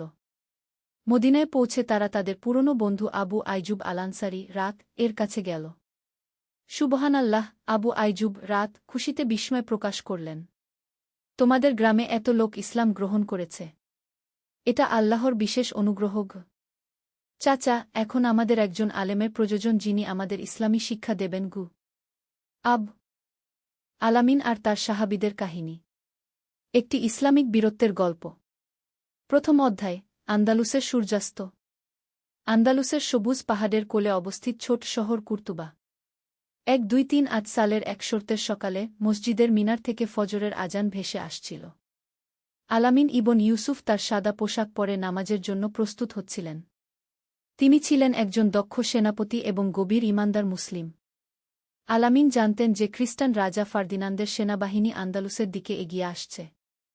তারা একের পর এক মুসলিম শহর দখল করে নিচ্ছে। কিন্তু আলামিন হাল ছেড়ে দেওয়ার পাত্র ছিলেন না। তিনি বিশ্বাস করতেন আল্লাহ তায়ালার সাহায্য সব সময় মুমিনদের সাথে থাকে। নামাজ শেষে আলামিন তার বিশ্বস্ত সাহাবীদের সাথে মিলিত হলেন। তাদের মধ্যে ছিলেন হাকিম ইবন সালিম, একজন বুদ্ধিমান কৌশলবিদ, উমর আলানসারি, একজন দক্ষ তীরন্দাজ, এবং ইব্রাহিম আলমাগরিবি, একজন সাহসী অশ্বারোহী। ভাইয়েরা, আলামিন বললেন, আমাদের শহরের শত্রুরা পৌঁছাতে আর মাত্র 3 দিন বাকি। আমাদের সংখ্যা কম, কিন্তু আমাদের ঈমান অটুট। আল্লাহ তায়ালা বলেছেন, যদি তোমাদের মধ্যে 20 জন ধৈর্যশীল থাকে তাহলে তারা 20 জনকে পরাজিত করবে। হাকিম এগিয়ে এসে বললেন, আমির, আমাদের একটি কৌশল দরকার। শত্রুরা সংখ্যায় অনেক বেশি, তাদের সাথে সরাসরি যুদ্ধে আমাদের ক্ষতি হবে। দ্বিতীয় অধ্যায়, পরিকল্পনা এবং প্রস্তুতি। আলামিন এবং তার সাহাবীরা পুরো রাত জেগে পরিকল্পনা করলেন। তারা শহরের ভূগোল, পাহাড়ের গুহা এবং সংকীর্ণ পথগুলো নিয়ে আলোচনা করলেন। হাকিমের পরামর্শে তারা গেরিলা যুদ্ধের কৌশল গ্রহণ করার সিদ্ধান্ত নিলেন। আমরা তাদের বড় বাহিনীকে ছোট ছোট দলে ভাগ করে ফেলব, হাকিম ব্যাখ্যা করলেন। এরপর আমাদের ছোট দলগুলো তাদের আক্রমণ করে আবার লুকিয়ে যাবে। উমর আল-আনসারী তার তীরধনুক পরীক্ষা করতে করতে বললেন, আমি পাহাড়ের উঁচু স্থান থেকে তাদের উপর তীর বর্ষণ করব। আল্লাহ তায়ালার দয়ায় আমার প্রতিটি তীর লক্ষ্যভেদ করবে। ইব্রাহিম আল-মাগরিবি তার ঘোড়ার গলায় হাত বুলিয়ে বললেন, আমার এই বিশ্বস্ত সাথীর সাথে আমি শত্রুদের পিছন থেকে আক্রমণ করব। যুদ্ধের প্রস্তুতির পাশাপাশি তারা আধ্যাত্মিক প্রস্তুতিও নিলেন। প্রতিদিন তাহাজ্জুদের নামাজ পড়ে আল্লাহর কাছে সাহায্য প্রার্থনা করলেন। কুরআন তেলাওয়াত করে মানসিক শক্তি অর্জন করলেন। আলামিন তার লোকদের বললেন, মনে রাখবেন, আমরা শুধু আমাদের মাটি রক্ষার জন্য যুদ্ধ করছি না।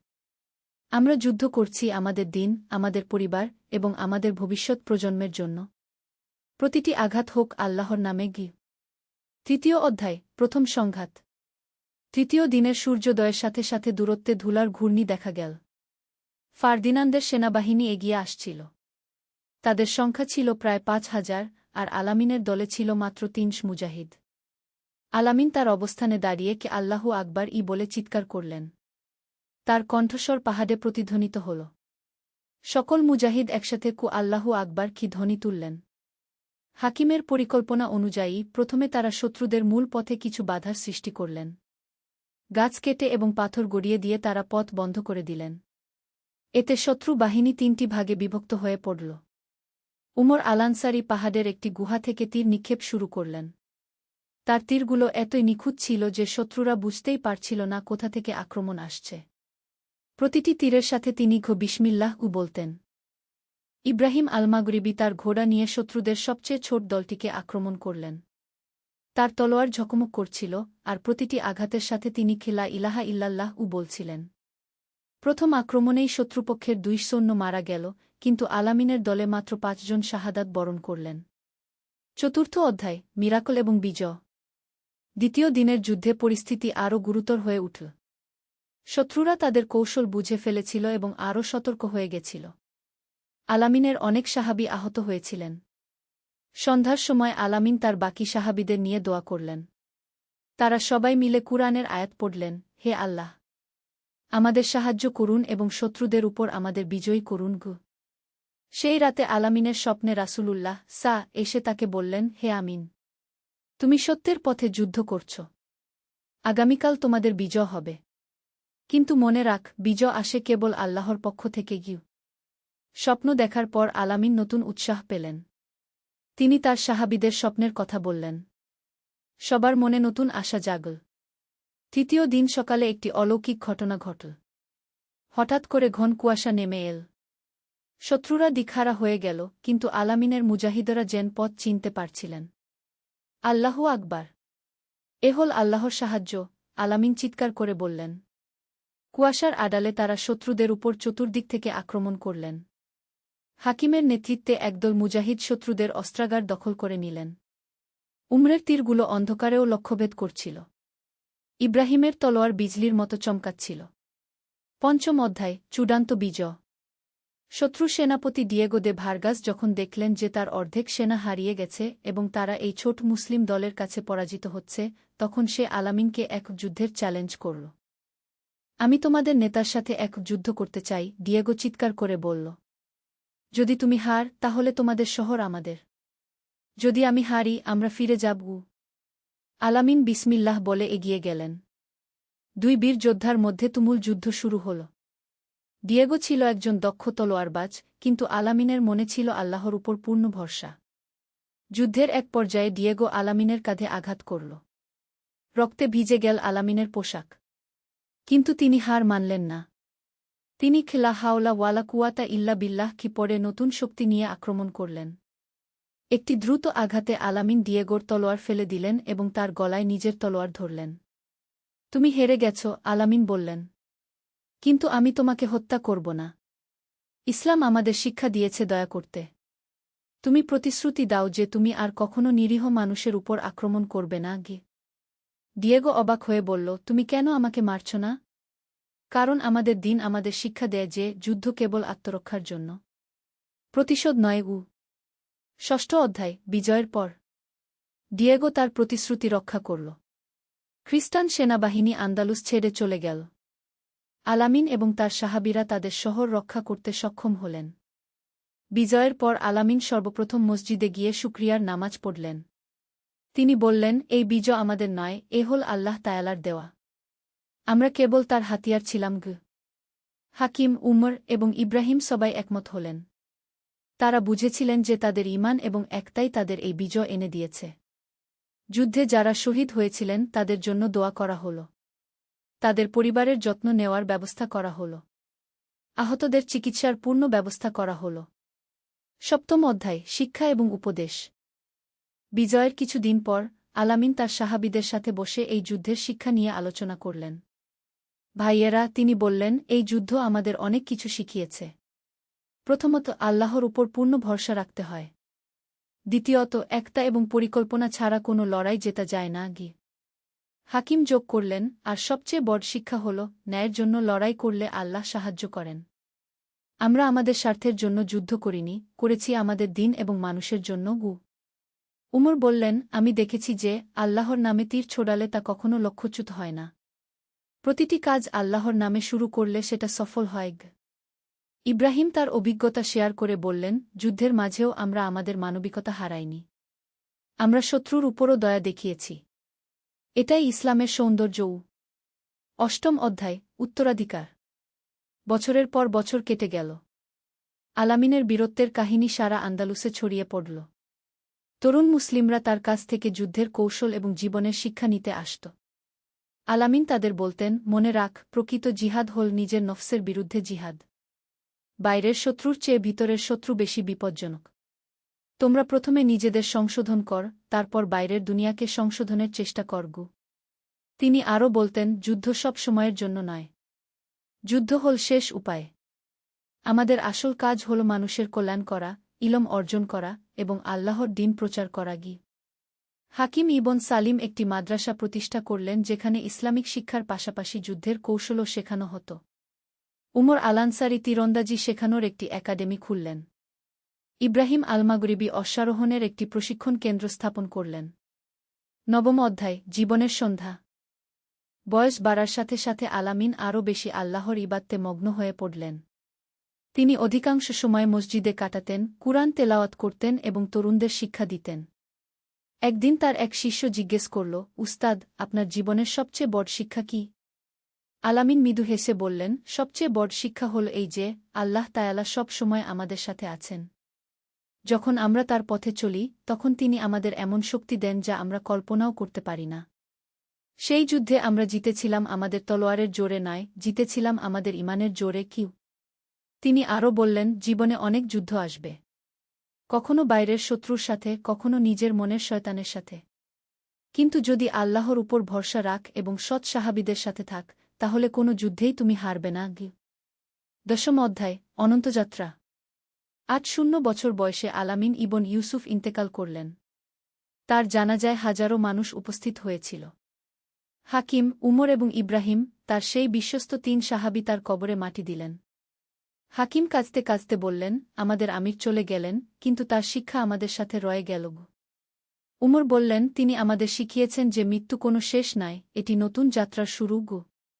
ইব্রাহিম যোগ করলেন, তিনি এখন জান্নাতে আছেন, সেসব শহীদদের সাথে যারা আমাদের সাথে যুদ্ধ করেছিলেন। একাদশ অধ্যায়, চিরন্তন বার্তা। আজও আন্দালুসের মানুষেরা আলামিন ইবন ইউসুফের কাহিনী বলে। তার জীবন থেকে আমরা শিখি: ১. তাওয়াক্কুল, আল্লাহর উপর ভরসা। যত বড় সমস্যাই আসুক, আল্লাহর উপর পূর্ণ ভরসা রাখতে হবে। ২. একতা ও ভ্রাতৃত্ব, একা কেউ বড় কিছু করতে পারে না। ভালো সাহাবীদের সাথে থাকতে হবে। ৩. কৌশল ও পরিকল্পনা, ঈমানের সাথে বুদ্ধিমত্তাও দরকার। আল্লাহ বলেছেন, তোমরা প্রস্তুতি নাও। ৪. দয়া ও ন্যায়, শত্রুর উপরও দয়া দেখানো ইসলামের শিক্ষা। ৫. জ্ঞান অর্জন, যুদ্ধের পাশাপাশি ইলম অর্জন করাও জরুরি।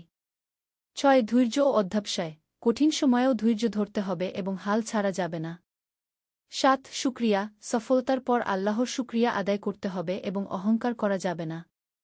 আলামিনের এই কাহিনী আমাদের মনে করিয়ে দেয় যে জীবনে আমাদের অনেক যুদ্ধ করতে হয়। কখনো পরীক্ষার যুদ্ধ, কখনো দারিদ্র্যের বিরুদ্ধে যুদ্ধ, কখনো নিজের নফসের বিরুদ্ধে যুদ্ধ। কিন্তু যদি আমরা আল্লাহর উপর ভরসা রাখি এবং সৎ পথে চলি, তাহলে আল্লাহ তায়ালা আমাদের সাহায্য করবেন। উপসংহার, আমাদের জন্য শিক্ষা। আজকের যুগেও আলামিনের মতো মুসলিমদের প্রয়োজন, যারা ঈমানদার, সাহসী, বুদ্ধিমান এবং দয়ালু। যারা শুধু নিজের স্বার্থ নয়, বরং সমাজের কল্যাণের কথা চিন্তা করে। হাকিম ইবন সালিমের মতো আমাদের দরকার পরিকল্পনাকারী এবং বিচক্ষণ মানুষ। উমর আল-আনসারীর মতো দক্ষ এবং নিষ্ঠাবান কর্মী। ইব্রাহিম আল-মাগরিবির মতো সাহসী এবং দৃঢ়চেতা যোদ্ধা। আর সবার উপরে আলামিন ইবন ইউসুফের মতো নেতা, যিনি আল্লাহভীরু, ন্যায়পরায়ণ এবং জনগণের সেবায় নিয়োজিত। তাদের এই কাহিনী আমাদের শেখায় যে সংখ্যায় কম হলেও যদি ঈমান মজবুত হয় এবং একতা থাকে, তাহলে আল্লাহ তায়ালা অবশ্যই বিজয় দান করেন। যেমন কুরআনে আল্লাহ বলেছেন, আর আল্লাহ তোমাদের সাহায্য করলে তোমাদের উপর কেউ বিজয়ী হতে পারবে না। সূরা আলে ইমরান, আয়াত 160। এই গল্পটি আমাদের প্রেরণা দেয় যেন আমরাও আমাদের জীবনে আলামিনের মতো আল্লাহর উপর ভরসা রাখি, সৎসঙ্গী নির্বাচন করি, ন্যায়ের পক্ষে দাঁড়াই এবং যেকোনো বিপদে ধৈর্য ধরি। আল্লাহ তায়ালা আমাদের সবাইকে আলামিন এবং তার সাহাবীদের মতো ঈমানদার এবং সাহসী মুসলিম হওয়ার তাওফিক দান করুন। আমিন। সমাপ্ত। যারা ঈমান আনে এবং সৎকর্ম করে, তাদের জন্য রয়েছে জান্নাত, যার নিচ দিয়ে প্রবাহিত হয় নদীসমূহ। তারা সেখানে চিরকাল থাকবে। সূরা বাকারা, আয়াত 2-5।